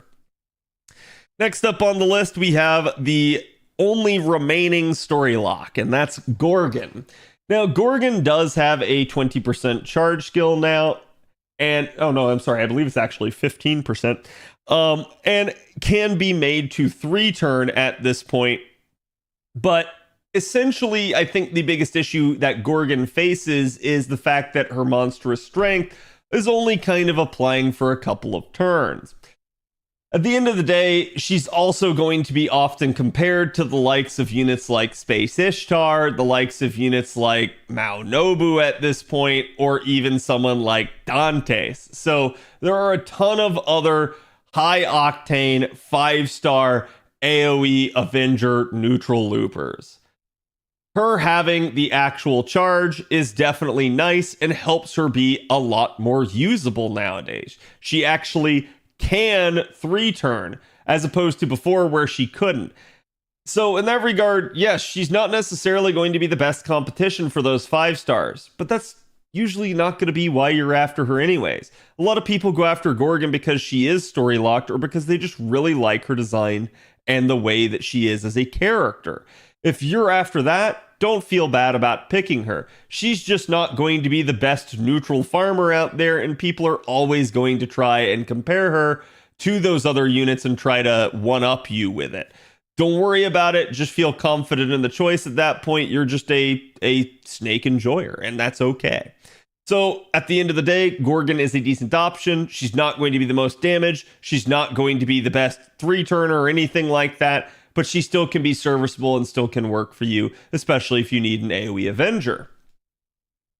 And then here we have the last Avenger and the only single target Avenger on the list, and that's going to be Hessian Lobo.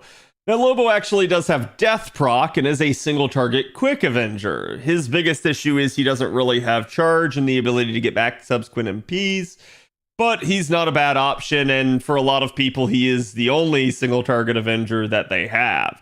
In that regard, he's actually much improved and can be very serviceable for you, so don't look the gift horse in the mouth. If you just desperately find that you need a single target Avenger and you don't see yourself picking up a Jalter, a Tyra, or heck, even someone like Eris coming up at summer this year, it's up to you to determine, but I will say he is a decent pickup and will allow you to deal with some of those pesky ruler bosses that you do face from time to time. So ultimately, at the end of the day, he's up to you. And last but certainly not least, we have Hephaestion, aka Faker. Faker is kind of like Nidochris, a 100% charging unit. She is single target arts though, instead of being AoE like Nido. So in that regard, maybe we could say she's a little bit more like Cersei. She is a pretender, and interestingly enough, that does mean that she's going to deal more damage to alter egos. So if you need a good alter ego killer, she can be your girl. Also, at the same time, this does mean she is semi-effective against knight classes, but adding to this, she's also naturally going to be effective against berserkers, because, well, everyone is. And she does have a unique skill that makes her more damaging against casters as well, something that would normally not be in her wheelhouse. So it actually makes her a fully effective unit against them, which is fairly nice. Something that I think should be considered about Hephaestion is the fact that she actually does have basically 5 classes of which she is effective against. Even though one of them is a extra class, it's still a really, really nice thing for Hephaestion to have. So in that regard, she could be somebody that can be a boss killer for you. She could be somebody that could be a just maybe taking out the high health enemy in a single wave of a node, something like that. It could be something where she just ends up being a challenge unit overall for you. Regardless of the reasons that you take her, she is a permanent unit, so you might get spooked by her, but she's also pretty much one of the newest units in this list, so most people probably don't have her to a high degree. It's up to you to determine if this would be something worthy of using your ticket on. It might be, especially if you're trying to get additional NP levels of her to flesh her out a little bit more, because the damage is not the most crazy thing in the world, and a lot of the times, given the fact that she has a 100% charge skill, you're going to be wanting to try and use her with things like Black Grail or other thing to try and start her out and get a lot of damage out of her. That's going to help out that damage component, but if you're someone that doesn't have that, obviously the damage is going to be a little bit more suspect. Still, she can be made to 3 turns, she can be a serviceable option, so I do recommend her as far as choices go. Now, we've gone through the entire list in one sitting, and I've given you my 2 cents on all the units. You may agree with me on some, you may not agree with me on others, but I'm going to try to give you some of my overall recommendations here. In terms of that, I do recommend Salter as being a very good pick. I do recommend, in terms of if you really want a challenge unit, one of these two, either Nero or Barghest, basically, in terms of their story locked options. I think they're going to kind of be the better options here. I maybe wouldn't get a single target Saber from this. It's up to you to determine if that's what you want to do. But there are decent welfares in that regard, including Santa Carna that we just had last year. Looking at the archers, I do recommend Zenobia as being a very decent option to pick up more MP levels of, or maybe even just get your first copy, given the fact that she is a really nice AoE looper. But again, maybe you have units like Jarcher, you have your eyes set on units like Durga down the line, totally up to you. In terms of single target, I do believe it's a lot more of a toss-up, but I actually think Baobon Sith here might actually be one of the best options, as she still can do decent damage for you, but does also have that really nice challenge side that can help her out. So totally up to you to determine, and she is another story locked option there. In terms of the Lancers, I'm pretty much going to go with Lalter over anyone else for AoE here, unless we're talking loopers, and at that point I'm going to go with Percival. In terms of the single target, I'm not really going to say that I would quite get one of the single target Lancers here, but it's up to you to determine if that's what you want to do. And then from here, we end up basically in the writers, and I'm just going to go ahead and say that I honestly probably wouldn't take a writer from this unless I just don't have anything for the class. And in that regard, Astolfo is just going to be kind of the most serviceable option there, or maybe even someone like Marie for challenge, or Martha for the, again, sort of like utility aspect of her. In terms of the casters, I have 3 very easy recommendations: Helena, Nito, Chris, and Cersei. Again, none of these are story locked, but all of them are very useful to your account, especially if you don't have an analog to them.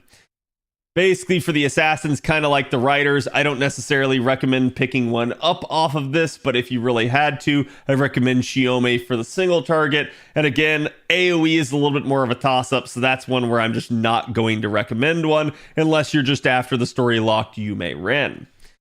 As far as Berserkers go, obviously Herc is a decent recommendation. You do have Lancelot in terms of farming capability, but it's ultimately up to you to determine if you have the capability of supporting him properly.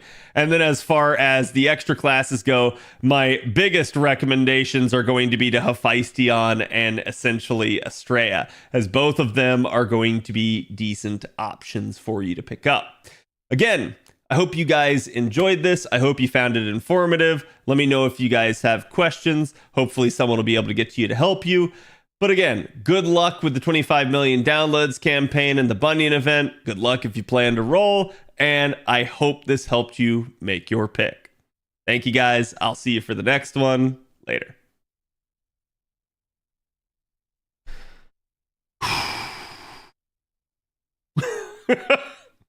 There we go, chat. All in one sitting, 68 units. Have fun.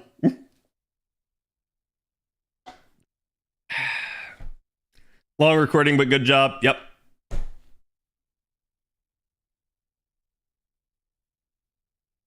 All right, chat. Was I wrong on anything?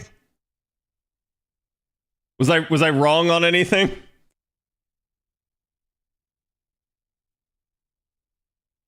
No. Was she 15%? Did I remember this correctly? Yeah, just the 2-turn duration. I did remember that correct. Because I was like, wait, no, this skill got buffed. And I was like, no, it's still only 2 turns. So I was right on that. It is 15. Let's go. I did, by the way, chat, I did all of that without looking. All of that without looking.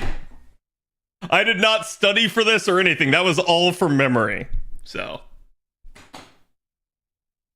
I think you said Canis was a 50. I should have said Canis was a 20. So if I said 50, I slipped up. But I was definitely thinking 20. What are your thoughts on Emmy Archer? I got here late. Well, you could watch the VOD, but Emmy Archer's nice. He's like a wonky type of unit. A lot of people overestimate him nowadays. He's not bad. He's absolutely serviceable and absolutely usable. But like, he's got this weird thing with the ability to switch his MP type from Buster to Arts. And a lot of people kind of use that to 3-turn with him, but it doesn't usually end up in being good damage by wave 3. So it's why, like I said, I think a lot of people kind of overestimate that capability. Also, my voice is going to be shot after this. I have a lot of these units. If you had to pick one at NP1 between OG, Tristan, and Lulter, who would you suggest? I think the real question, Aniko, is like, what do you need more in terms of like surrounding units? Like, between those 2 units, do you have a lot of other single target archers? Do you have a lot of other AoE lancers? That's usually your message. If you like, oh man, I have a ton of archers, but not a ton of lancers, the obvious choice is the lancer. If you have a ton of lancers and not a lot of archers, the obvious choice is the archer. So this is weird because people probably think to a large degree when I give this advice that I'm like non-committal. I can absolutely tell you which one I would pick. It's difficult without knowing the circumstances of your account. And that's why I ask you guys a question in return to make you think about that. Got a cranking drop? Nice. That's super helpful, actually. Thanks. Yeah, and I think a lot of people don't realize to ask themselves that question, right? Like, so I try. Cat's vocal cords, yes. Part of 8s, thank you for the follow. Is event grinding is killer? Oh, it shouldn't be too bad. Like, the story is kind of long-winded each time it comes out, but it should just be a 40 AP and a cloud of dust, right? New servant or NP level? I always get asked that one. That's more of a preference for you guys. It really depends. I think with my NA account, I would always go with the shiny new toy. With my JP account that is much more free to play, I always go with higher NP level of a unit that I know is good, that I want, right? Like, so that'd be like, ooh man, maybe I pick up that like Estrella or that Hephaestion or something like that. But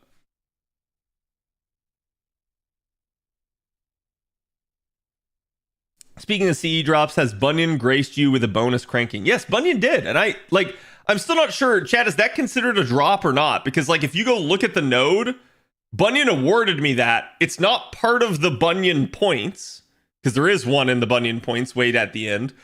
And it's not listed as a drop in the node, so it was just a bonus thing that she gave me. I'm not really sure how to treat it. Is it considered a drop, or is it just a random gotcha I luck sacked? When are we going to get the SR ticket? Probably looking at it like after maintenance here. Like we have maintenance coming in on the 26th, basically. So probably 4 a.m. on 4 a.m. Eastern on the 26th, which is Friday. So you might get you might get the download campaign right then, or it might not start till that evening. I don't know, or maybe not at all. But the devs appear to have tipped their hand for right now.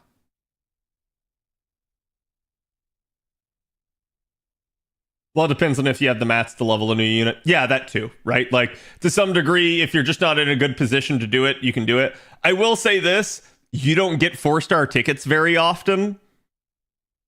So, like, maybe don't make mats the consideration, because you always can farm more mats. You don't always have a 4-star ticket, right? Like, so essentially, like, yes, that might be a determining factor, but I would tell you probably to minimize that in your considerations. Because again, like, actually, have we had another 4-star ticket on JP? I don't think we have. I think this is the last 4-star ticket in the game at the moment. Unless there was another one that I'm not remembering. We did? Oh, with limiteds. Oh, yes. Yes. Okay. I did forget about that one. Yep. Yeah, so you guys have one more 4-star ticket coming. There you go. So in that regard, maybe keep that in mind, right? Maybe go look at the next 4-star ticket and say, all right, well, the one I'm going to pick here is going to be story locked. Maybe the one I'm going to pick next time is going to be limited, right? So you can kind of plot that out. You picked Salter. Of course I did. Does that surprise anyone? But yeah, you're right. I do remember that because I had to do it for the coins. I literally only had NP1 Salter, and I needed to get her, I think, to was it Bond 12 to get enough coins just to unlock one append on her. And I was like, damn, that's going to take me a while. So I just said, you know what? Fuck it. I'm just taking another Salter. Was it Bond 10? Okay. Going for MP2 Salter or MP4 Sith, which one's the better upgrade? MP2 Salter. And like that's removing saber face bias in P2 Salter. Okay.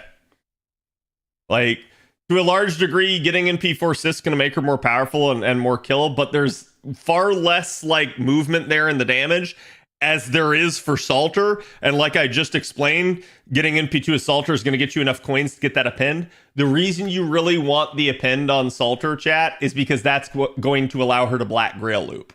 Like, you really want that. You really want enough coins to be able to do that.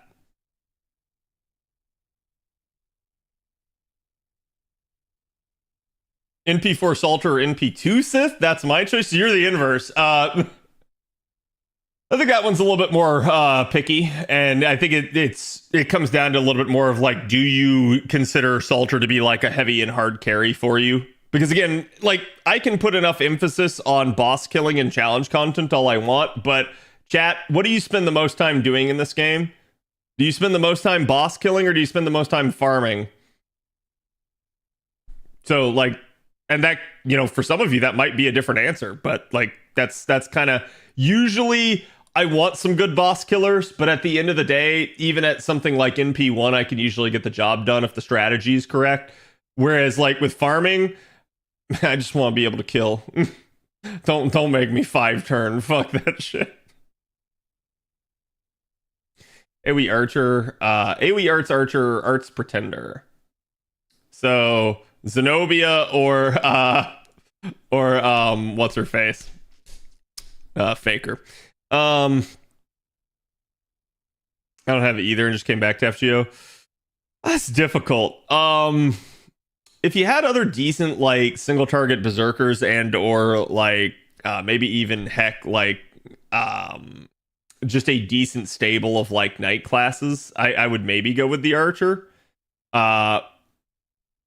If you don't, then the pretender is just going to be a nice all-rounder for you.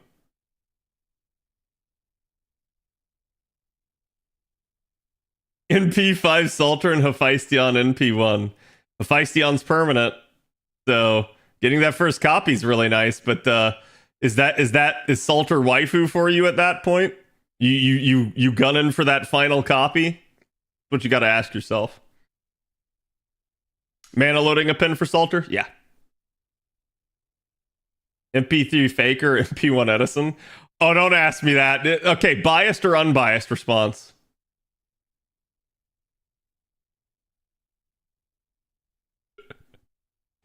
So I'm not the biggest fan of Edison in that regard in terms of his kit. I think his kit, it's usable, but it's really wonky. And I think it's very difficult for his kit to find use where you couldn't have just taken someone more useful. So it's like, it's not that you can't use him, it's that almost to an extent you feel like you're gimping yourself for using him.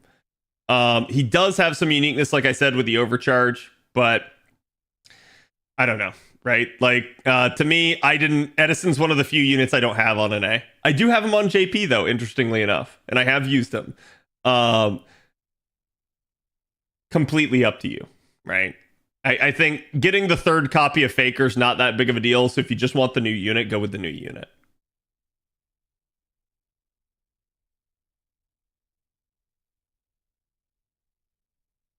Feeling sad rather than farming or boss killing, no.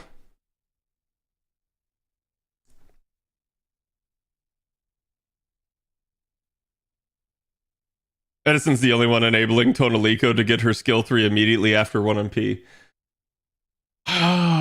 Yeah, I mean, sure, right? Like, and in that regard, there is some synergy there because they're both casters, but like, I don't know. I haven't ever needed that. Like, so it's like we can make that point and say that yes, that is a unique thing he does, but it's absolutely not necessary, right? Edison is good and fun to use. If you like Edison, like Edison. Like I said, I know I have some bias on Edison in that regard. So that's why I'm disclosing it. So feel free to disregard anything I say on Edison. At least like my evaluation of his kit, right? Like I'm never going to be like biased against Edison and lie to you and be like Edison trash. Edison don't have this, even though he does. Like when I say I'm biased, it just means that like I'm aware that my opinion is probably different than some other people's in that regard.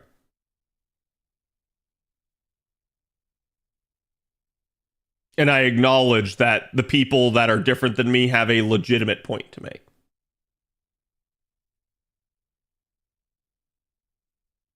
Nothing to do with the ticket, but I got the rats while rolling for C's. Nice. You think I should try for NP2 of them if I can? Totally up to you. Edison is thieving lion. The true glory of electricity lies with Tesla. God damn it. Sucks that Mula isn't that good. I'd actually probably go for her. Yeah, she's one of those where I'm like really upset that the devs haven't done anything because she's story locked. Like, and I'm not gonna say like a story locked unit has to be better or anything like that, but I am gonna say like, okay, so imagine a scenario in which they buff Cersei. Cersei will out damage her, outcharge her, and also buff strip. Mula's well she looks hot, right? That's basically it. So it's like they really got to do something more with her to make her at least stand out, so that even if they do buff a lower unit or they buff all the other 4 stars around her, she at least still has a reason to be taken and a reason to be used. And Cersei basically has no steroids in her kit besides her defense down. Yeah, and that's like, to me, it's like, it's wild that they only gave her 30% charge. They could have given her 50 and I still might have felt like, she could use a little more. So I think at 50 she would have been a lot more usable, but yeah, I'm really surprised they only gave her the 30.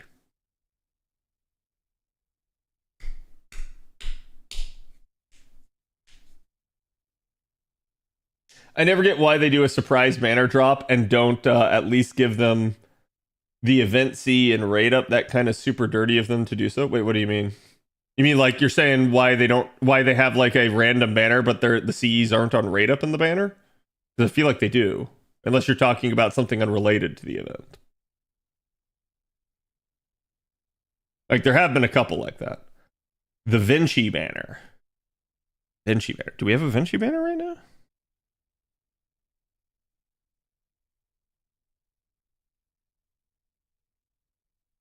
Oh, we do. What the fuck?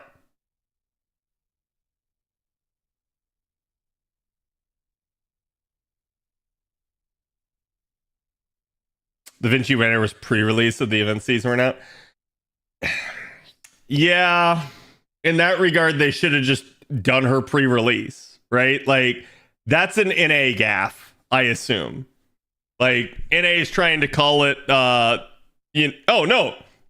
Yeah, the Da Vinci banner even says it's pre-release. Okay, so I don't know when the Da Vinci banner went live. Then in that regard, I may be wrong, but it's normal. Okay, yeah, that was like, hold on.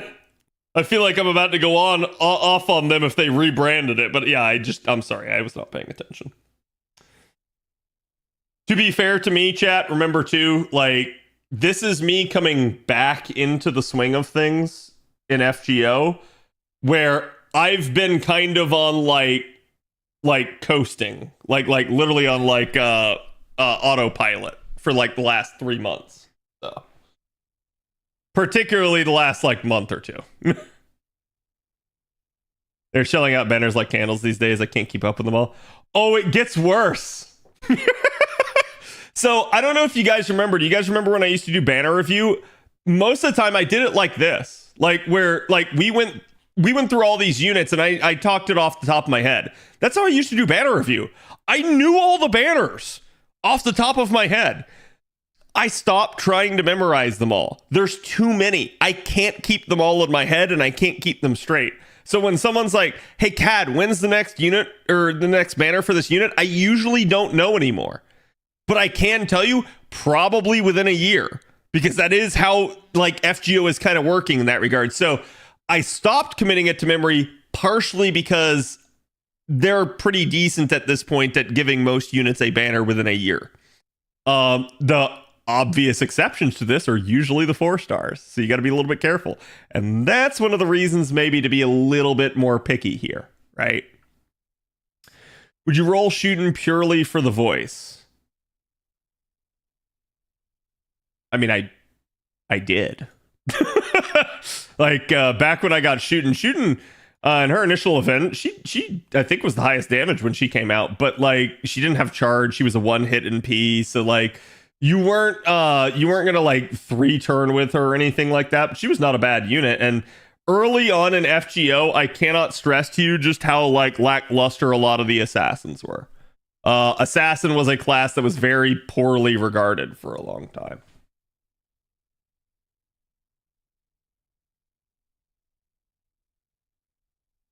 So it's like shooting coming out was actually a good release and everyone was hyped for her. And I straight up rolled because, yeah, that voice is pure sex.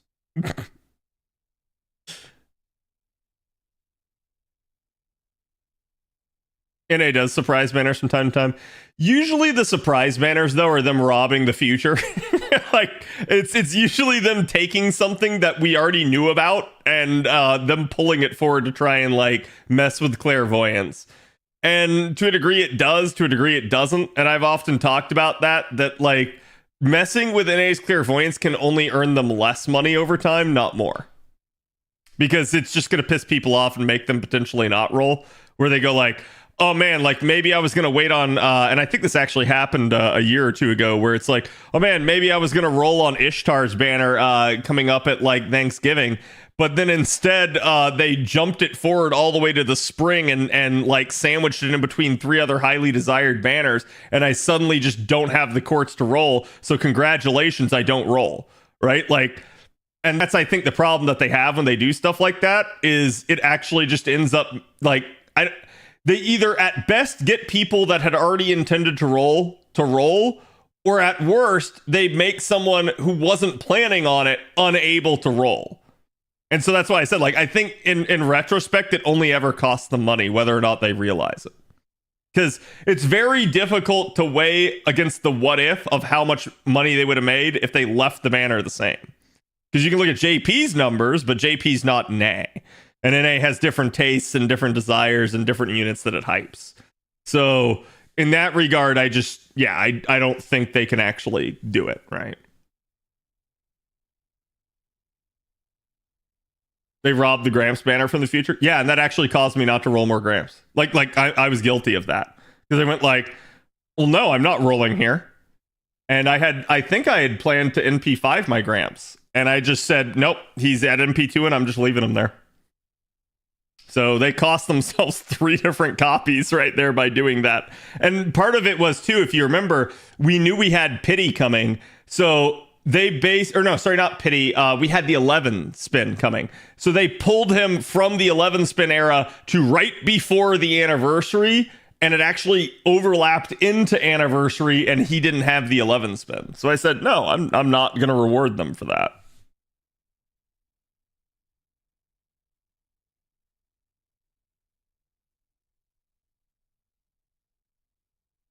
Kashyyyden was one of the few AoE assassins out at that point. Yeah, I still remember when she came out. I very infamously said, oh, we finally have an AoE assassin in the game.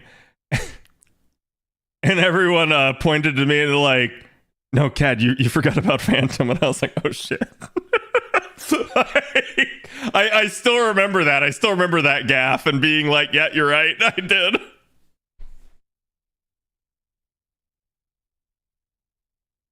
Just be glad that NA is following closely with the JP schedule. Yeah, I am.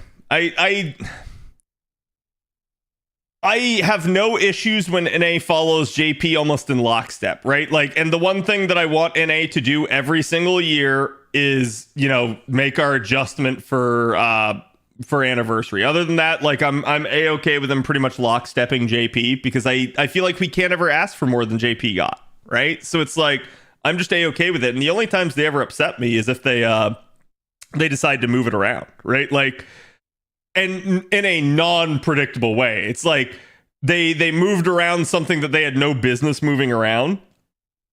And then you find out why they did it and you go like, what the fuck? No one, like, why'd you do that, right? So it's rare that they do that though, thankfully. So I'm more than happy that they stick to JP's schedule for the most part. You know when the welfare shop comes to NA? It's whenever Evocation Festival started. I don't know it off the top of my head. Let me see.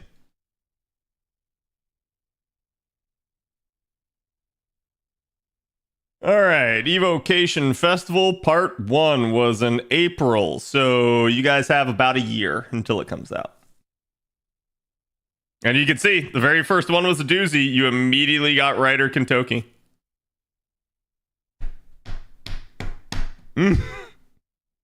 Like, oh man, oh baby, right? Like, a lot of people been waiting on that one.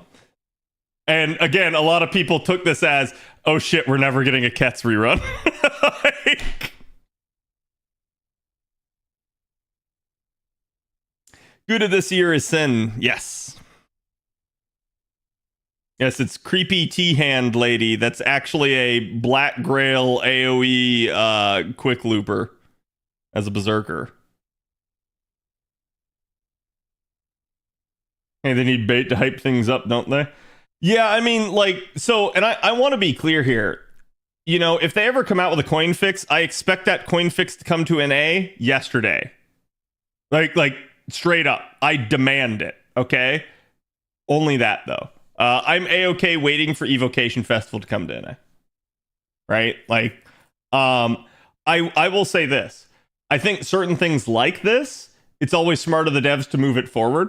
Because all this does, all Evocation Festival does, is help out new players. So, like, to the person in chat that was like, oh, I'm just returning to FGO. If we got Evocation Festival faster, this benefits you. right? Like straight up, it makes your life easier. It makes it easier to get back into the game. You get access to some welfares maybe that you missed. So in that regard, I think it's smart of them to do it early, but I'm not going to like get on my hands and knees and ask them to do it, right? It's straight up the only thing that I really want them to do if they actually make the change on JP is the coin fix. And the reason that I'm going to also demand it is because straight up, it's in their best interest too. If they make a coin fix change on JP and they don't immediately bring it to NA, chat, what happens to NA's rolling patterns?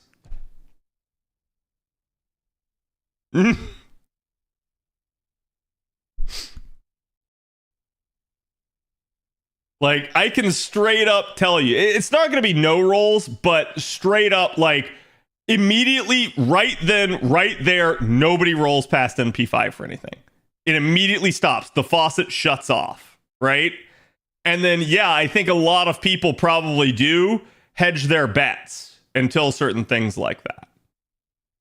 Like, depending on how the change would be implemented, some people might, again, not roll at all. Some people might choose to curtail their rolling some, or some people might just say like, well, whatever, it is what it is, and keep rolling like normal.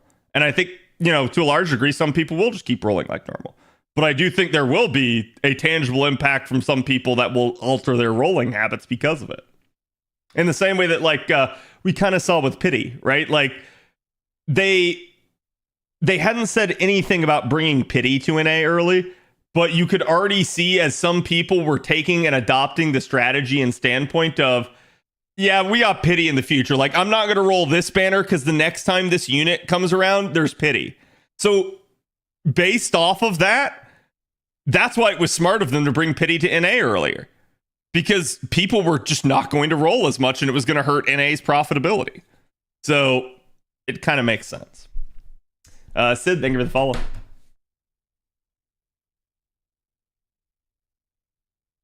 Yeah, after the Jolter battery, she can compete with one-shot Kentucky. Well, I mean, you're talking Berserker versus Avenger, right? So Kentucky's always going to have that effective damage, unless we're saying that she's also effective, and in that case, yes, she absolutely competes with them. Jolter is one of the highest damaged units in the game, right? When do you guys expect the Now's campaign to drop in NA? I was saying this already. I'll probably make a post or something on Twitter tomorrow, but I basically, whoops, sorry, wrong one. I basically expect it Friday.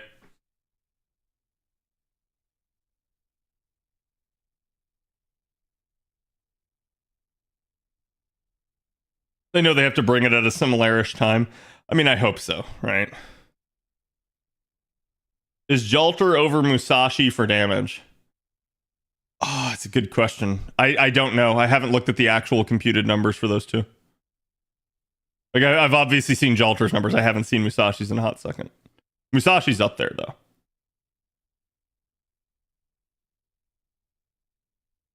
But, and see, this is like, I'm going to point this out. Some people have a tendency to like dick measure in the FGO community. Where like, well, Jolter does more damage than Musashi. And I'm like, if you like Musashi, do you care? Doesn't matter, right? Like, and saying one unit does more damage than another when both units are doing crazy amounts of damage usually isn't a big deal.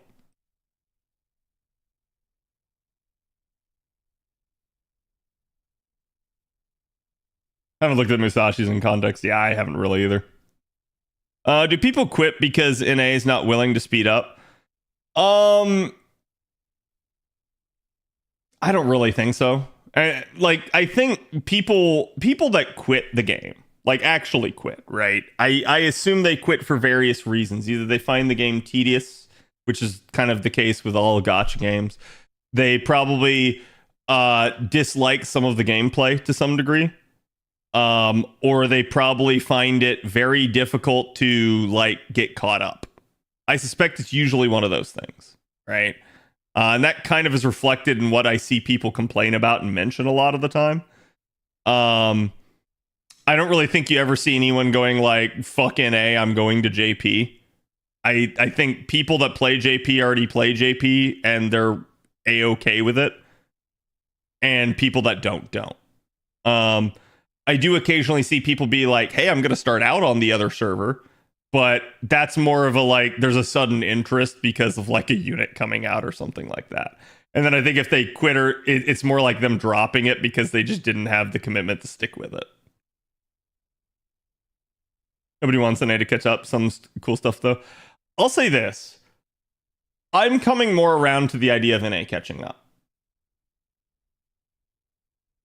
Hold on. Okay. When I say this, I mean, it'd have to be a gradual thing. It'd have to be a measured. It'd have to be a pace thing. But I would prefer that to just, tons of dead time, if that makes any sense.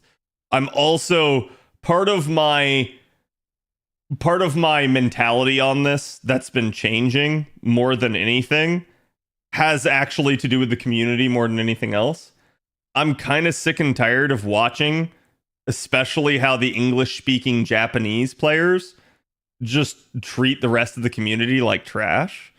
And they know there's a 2-year gap and they don't care at all. They're not good stewards in the slightest. Everybody just cares about clicks and likes and baiting and all that stuff. So at the end of the day, people are very quick to spoil each other. And I can give you an anecdote that happened to me personally where one of my buddies basically was watching one of the stream VODs on YouTube. They almost never watch anything on FGO otherwise. And they immediately got recommended a spoiler because of it. A video from a content creator that was immediately a spoiler for something that's happened on JP that NA has not had. And that's fucked up. I'm sorry. That's the truth of the matter. It's like people that seemingly have no desire to see anything from the JP server still kind of see it because of that 2-year gap. And it's not like, oh man, you suddenly ended up seeing that currently on JP, there is a past collaboration event summoning campaign. No, we're talking, chat, you saw the actual like cutscene from the fucking story. Like, that's what people are putting in their like titles, in their thumbnails, and like posting to Twitter and all that. So like, I just, a little bit, part of me wants the community to come together, and I have no capacity to push for it without just getting cooked alive on social media. So like, I would love to tell people to get off their high horse and actually care about each other and actually, be good stewards, but I don't feel like I have enough sway or enough pull to do something like that. 1 year difference would be so much better than 2 years. It would be, and I'd be A-okay with catching up by 1 year, but I still think if there's any gap, it does not matter. We would still have this issue. Like, unless there was a simultaneous release where both servers are caught up and at the same point, I think there's always going to be somebody that's going to be out there trying to spoil each other. And to a degree, I mean, even if you play on JP, there's still people that spoil you. Because there's always that person that, like, stayed up till 4 a.m., no-lifed it, and straight up tweeted it out the second they hit the end of it and spoiled your ass on Twitter. So it's like, I don't trust the devs not to fuck the speed up. Oh, no. And that's always my concern, Crossed. Always.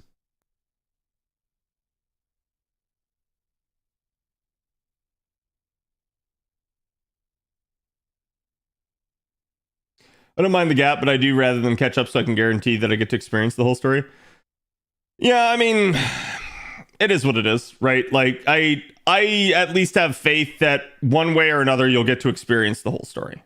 But yeah, I think it's that 2-year gap more than anything, and how the community acts with it, that has me changing my mind on this subject. Otherwise, like, I don't mind being 2 years behind. I think it's actually a blessing. I think it's actually great, right? Like, because the problem with catching up, chat, the problem with being at the same pace as JP is goodbye clairvoyance. So, like, I think that's maybe a reason why the devs would want to do it, because they hate our clairvoyance, according to Albert. But it is what it is.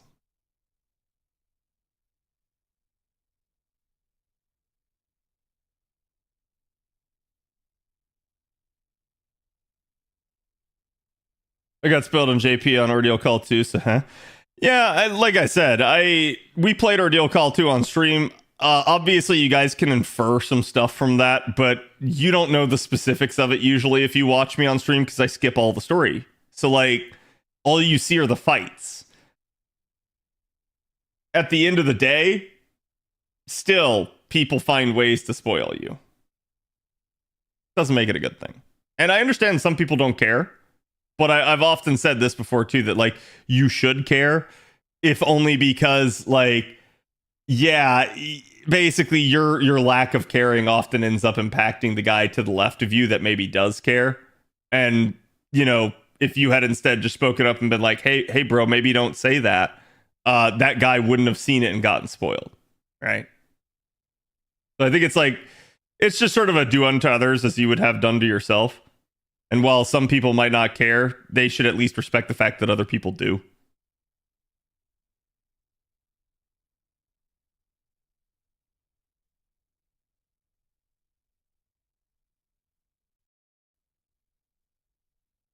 Oh yeah, no, you're not wrong, Abandon, but you are wrong. So the Japanese community usually doesn't spoil this stuff. It's the English-speaking Japanese community that are just terrible on Twitter. Like they absolutely try to be first at every step of the way. And usually you can avoid it to some degree, but there's nothing you can do about an algorithm shoving it in your face.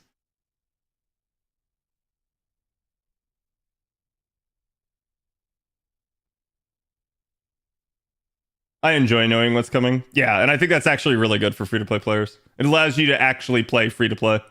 I think playing JP, playing free-to-play on JP, true free-to-play is much more difficult. Because, oh my god, you never know what's around the corner, right? Like, for all you know, you're like, man, I'd love me some Abe no Seimei. And then, like, your like favorite waifu comes out and you're like, ooh, but I could get like MP2 of my favorite waifu. And then you roll. And then the next banner is Abe no Seimei. And you go like, shit. Like, I think this just happens all the time. And there was a long period of time where it definitely happened. I still remember like back in like Erish coming out and stuff like that. And then like, oh, hey, suddenly there's a Muramasa banner. Like basically these gauntlets where they popped out 2 or 3 highly desired units and then popped out the new unit and everyone went like, crap. Like they baited us, right? So I think the devs know what they're doing. I think they do it on purpose. I just spent all my courts. Oh, look, it's Draco. Yeah, I mean, that's what I'm trying not to do on JP right now. And mark my words, chat. Oh, look, the past events summoning campaign where you had Super Bunyan, Voyager, Iliasville. You know who's not here? Draco. And watch, bet your bottom dollar. Out comes the Mihoyo collab. Okay. In that is 5-star Aoko. And then, as a subsequent follow-up to this current Bunyan banner, out pops Draco. As, well, this was last year's collab, so here, we're doing a rerun of the banner. Guarantee it. Guarantee it, chat. And then everyone that wanted Draco is going to go, because they know. Evil? I'm just telling you, this is what they'll do. I guarantee it.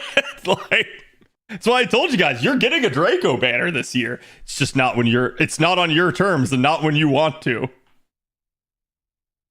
Or it's Arcuid. Yeah, it'll be something like that. Like, that's always kind of what they do. 30 million will just be after that and have Arc and Draco on it. Yeah. It'd be so funny that we don't get any of the units people want from Mihoyo, but instead the random werewolf or ramen. No, I think you'll get the units people want. I think, look, chat, if there's one thing we can say about FGO, it's the devs like making money. So you can rely on that. The honestly, the only times I've ever been surprised about that are, and I'm going to be dead serious here, chat. Okay, so y'all saw Ordeal Call 2. Y'all saw everyone simping on Jalter, right? Like, everybody and their brother. This is how it used to be. Jalter, when she first came out, everyone went crazy for her. And then, like, slowly over time, over her not getting a lot of attention, Jalter fans went into hibernation. They stepped out of the shrubbery as Morgan Le Fay fans. And then suddenly, when Morgan Le Fay got tired and tried, they went back into the shrubbery and came back out as Jalter fans again. Okay? But the one thing that I've always been surprised by, always, still to this day, is that they actually just straight up came out and made what could have been FGO's most profitable unit ever, probably, into a welfare. Like, I can't emphasize enough just how circle jerk popular Jalter was. And I'm still to this day surprised that Jalter was the welfare in Summer 3. Still surprised. It was actually very generous of them. They threw away millions of dollars by doing that.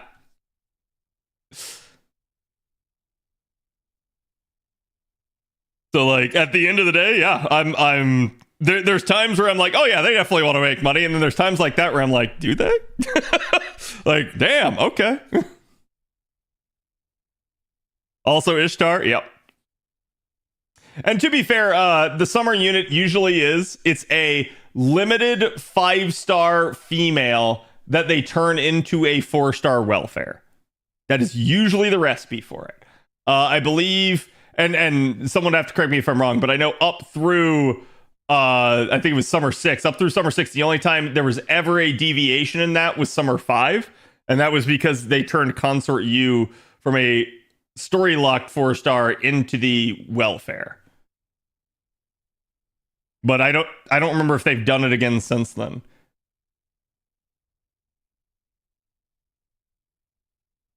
Summer 7 was Valks, yeah. So Valks would be another exception. 8 was Knock. Knock technically doesn't count because Knock doesn't exist as an actual summonable unit besides that. So that was her first iteration technically. But yeah, like that's why, like, still to this day I'm just like surprised, right? Because it's not that they haven't given us desirable units, it's just, man, I can't emphasize enough how in a fervor Jalter was. Chat, I shit you not, there was a point in time in FGO where you could pull just about anyone's chat, and I did this because I pulled my own, and I believe I asked on the Discord and on Twitter at one point, how many people that were responding to the poll had a Grailed Jalter?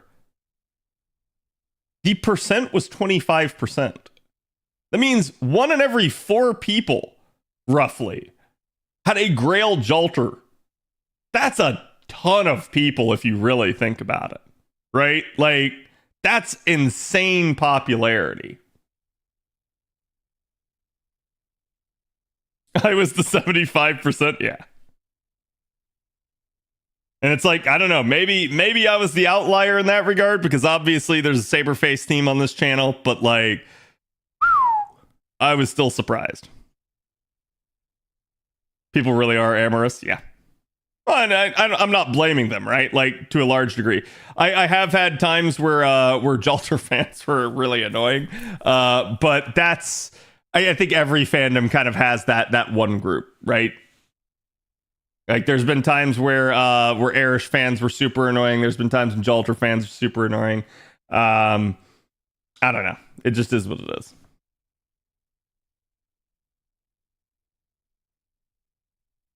Jalter Sims used to be the worst. Okay, so I love this, right? Because I'll never forget either. And this is one of the points at which, like, I kind of just lost a lot of hope. But I'll never forget the subreddit baby raging over too many people talking about Castoria, and they had to actually put a sticky message in the banner across the subreddit going at the top there saying, please stop talking about your Castoria, no one cares. And I'm like, that's the only time I've ever legitimately seen them PSA and baby rage about it. So I was like, damn, one of the mods must have been Trigger.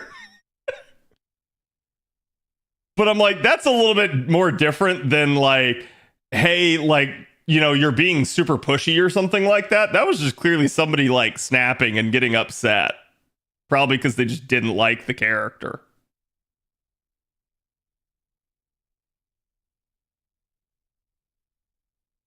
Pattern does hold true. People really like the evil version of a pure type waifu.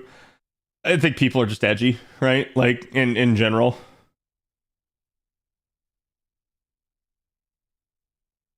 Well, that's super weird. I actually like can't see the results from this. Okay. Yeah, and I'm not going to be surprised if that number's down, right? Like, because I think, you know, Jalter was the waifu for a lot of people early on. So yeah, so it ended at about 20%. So, and that's not surprising to me, right? So now it's 1 in every 5. Yeah, because I'm sure over time the game's population changes, and Jalter has not been the like key focus. But like, yeah, there's still a lot of you.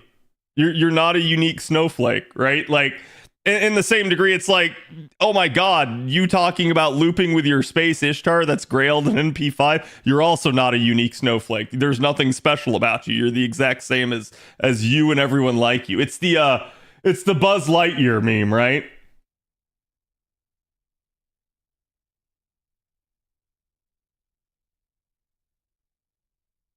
Yeah, where it's like this, right? You'll never find someone like me. And it's like, oh look, we're mass produced. There's so many of us, right? And I'm not insulting anyone with that. Please understand. Like, I'm not trying to like take a dig, but yeah, I find it really funny sometimes when people act like they're like super unique, and it's like, no, I mean, like the unique dude is like someone like Ventos, where it's like, yeah, I legitimately go after like Phantom of the Opera. That's who I simp on. That's who I'm devoted to. It's like, those are rare, right? Like, as opposed to if you're part of the super popular waifu group, you're not rare. Please understand, right? In the same way, like me being a Saberface lover, I'm not rare.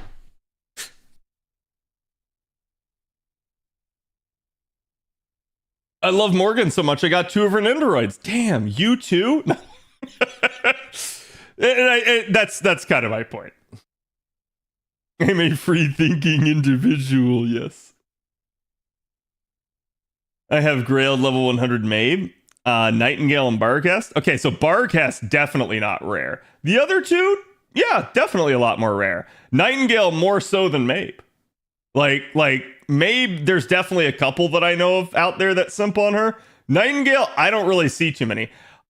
I do remember somebody that has a level 100 Nightingale. You're now the second person that I know of that did. So that's definitely a lot more rare.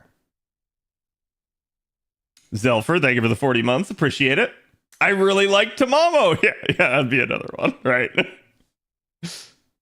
NP5 120 Shez Enjoyer here. A lot rarer. Okay, like not as rare as Nightingale, but definitely rare.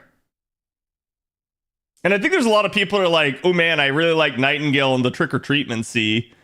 But there's not a lot of people that are willing to like simp over a waifu just because of 1C a lot of the times.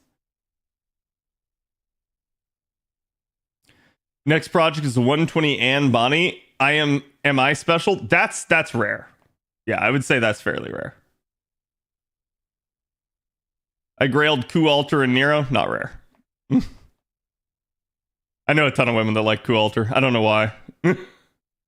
I assume it's I can fix them.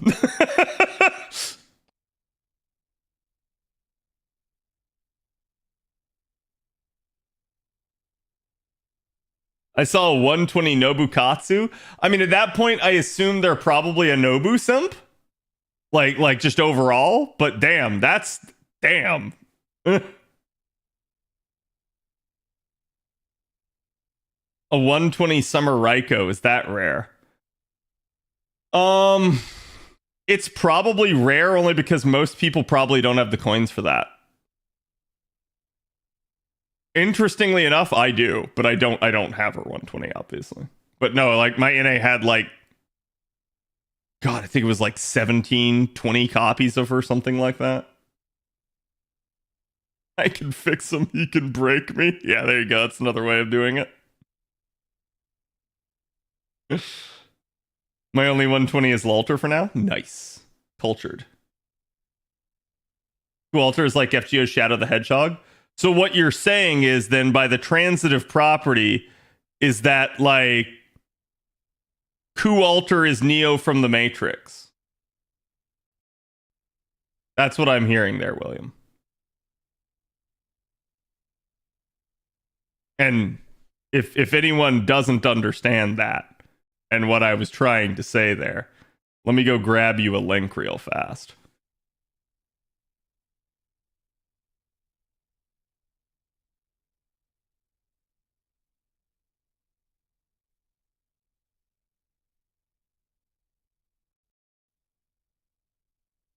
Yeah, here you go.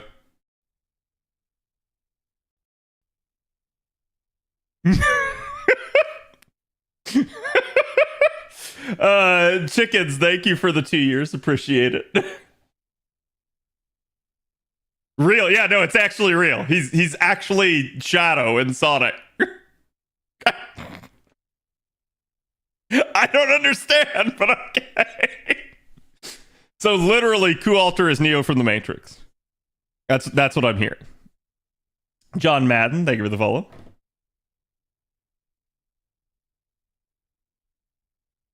Was that ever confirmed? Yeah, no, Idris Elba actually talked about it. He's like, we're destined to act together.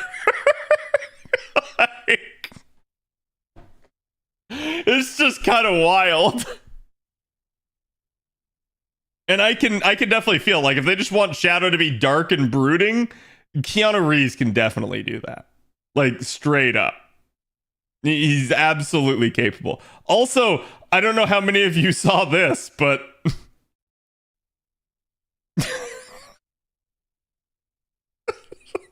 also another one.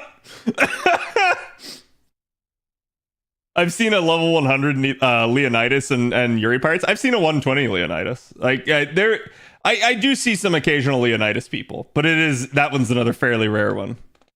I thought we knew that months ago. Yeah, I think it was like suspected for a long time, but this one finally got officially confirmed. Who wants to see this? Me, I want to see it. I mean, honestly, I don't really want to go watch a movie about Minecraft, but... So, Steve is Kung Fu Panda. Yes. By the transitive property.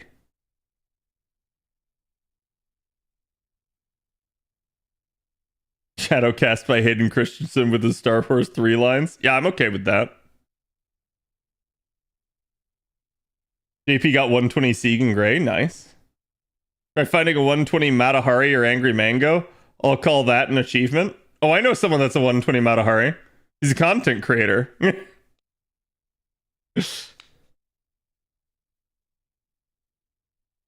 God, they're really going to start an avalanche of game adaptations. Look, I'm going to say this.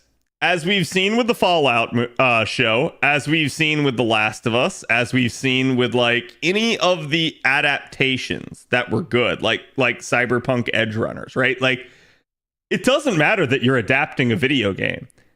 Heck, it doesn't even matter that you're just making a show or a movie. The only thing that matters is that you have someone in charge that cares. And if you do, the product will probably be good. If you don't, you're going to get the typical Hollywood drivel.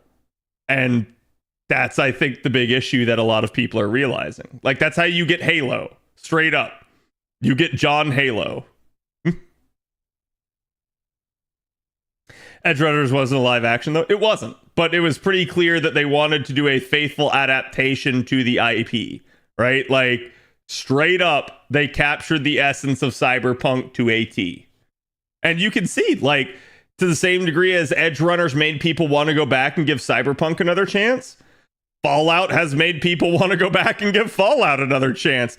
Chat, I saw, like, I think it was only, like, off by 10,000 players at this point, but 76 apparently peaked this weekend at a new all-time high that was almost as high as Helldivers, which I don't think Helldivers is hitting its peak at the moment by any means, but, like, that's still a pretty good freaking number. Like, we're talking you had 150,000 concurrent players playing Fallout 76, a game that everybody was crapping on. So, like, good, in all honesty. And, like, at least in that regard, from everything I've ever heard about 76 and even the brief time that I checked it out again, it's much improved. So, like, in that regard, I guess it's like a nice way to at least reward the devs for sticking with it and not letting it die and not continue to be crap, right?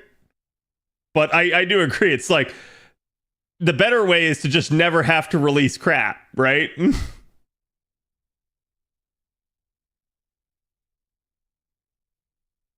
76 always gives away free copies. Yeah.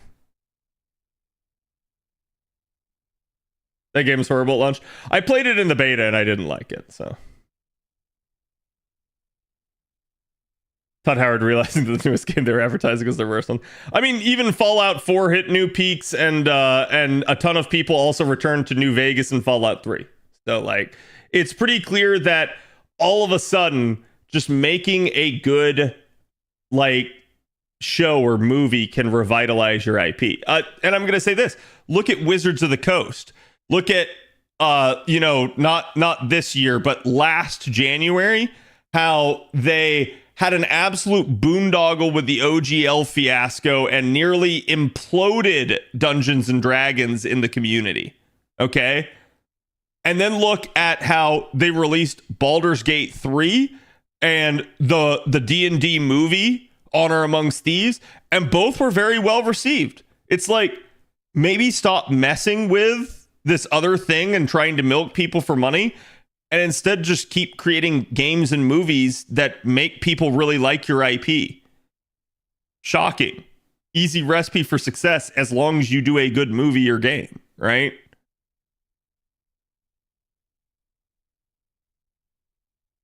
Edge Runner saved 2077 and the new Fallout TV series saved 76. Probably in that regard. FYI, their CEO resigns this week. I know, I saw.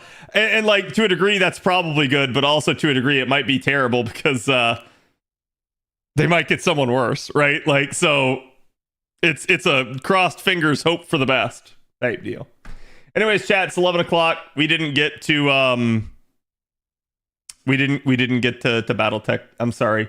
I may be able to slip Battletech in on like Friday or something. We'll just have to see.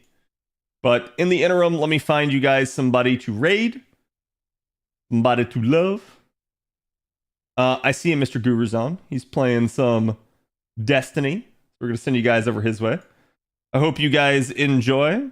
Oh, hold on. Okay, there we go. It like, my Twitch chat was not allowing me to like select it and type in the raid command, so. Anyways, I hope you guys enjoyed it. Like I said, I'm going to try to get this video to you guys probably tomorrow. I'm just going to try to upload it. It's going to be a long video. I'm sorry in advance. If someone wants to help me with the timestamps, feel free, because I'm probably not going to get to it myself. But anyways, hope you guys enjoyed. Go give Gurus my love and have a good one. Oh, also, don't forget, Konosuba tomorrow on the Discord. So no stream tomorrow. Konosuba tomorrow. If you guys want to come watch, come hang out, we'll be doing a big watch party for it. So have a good one.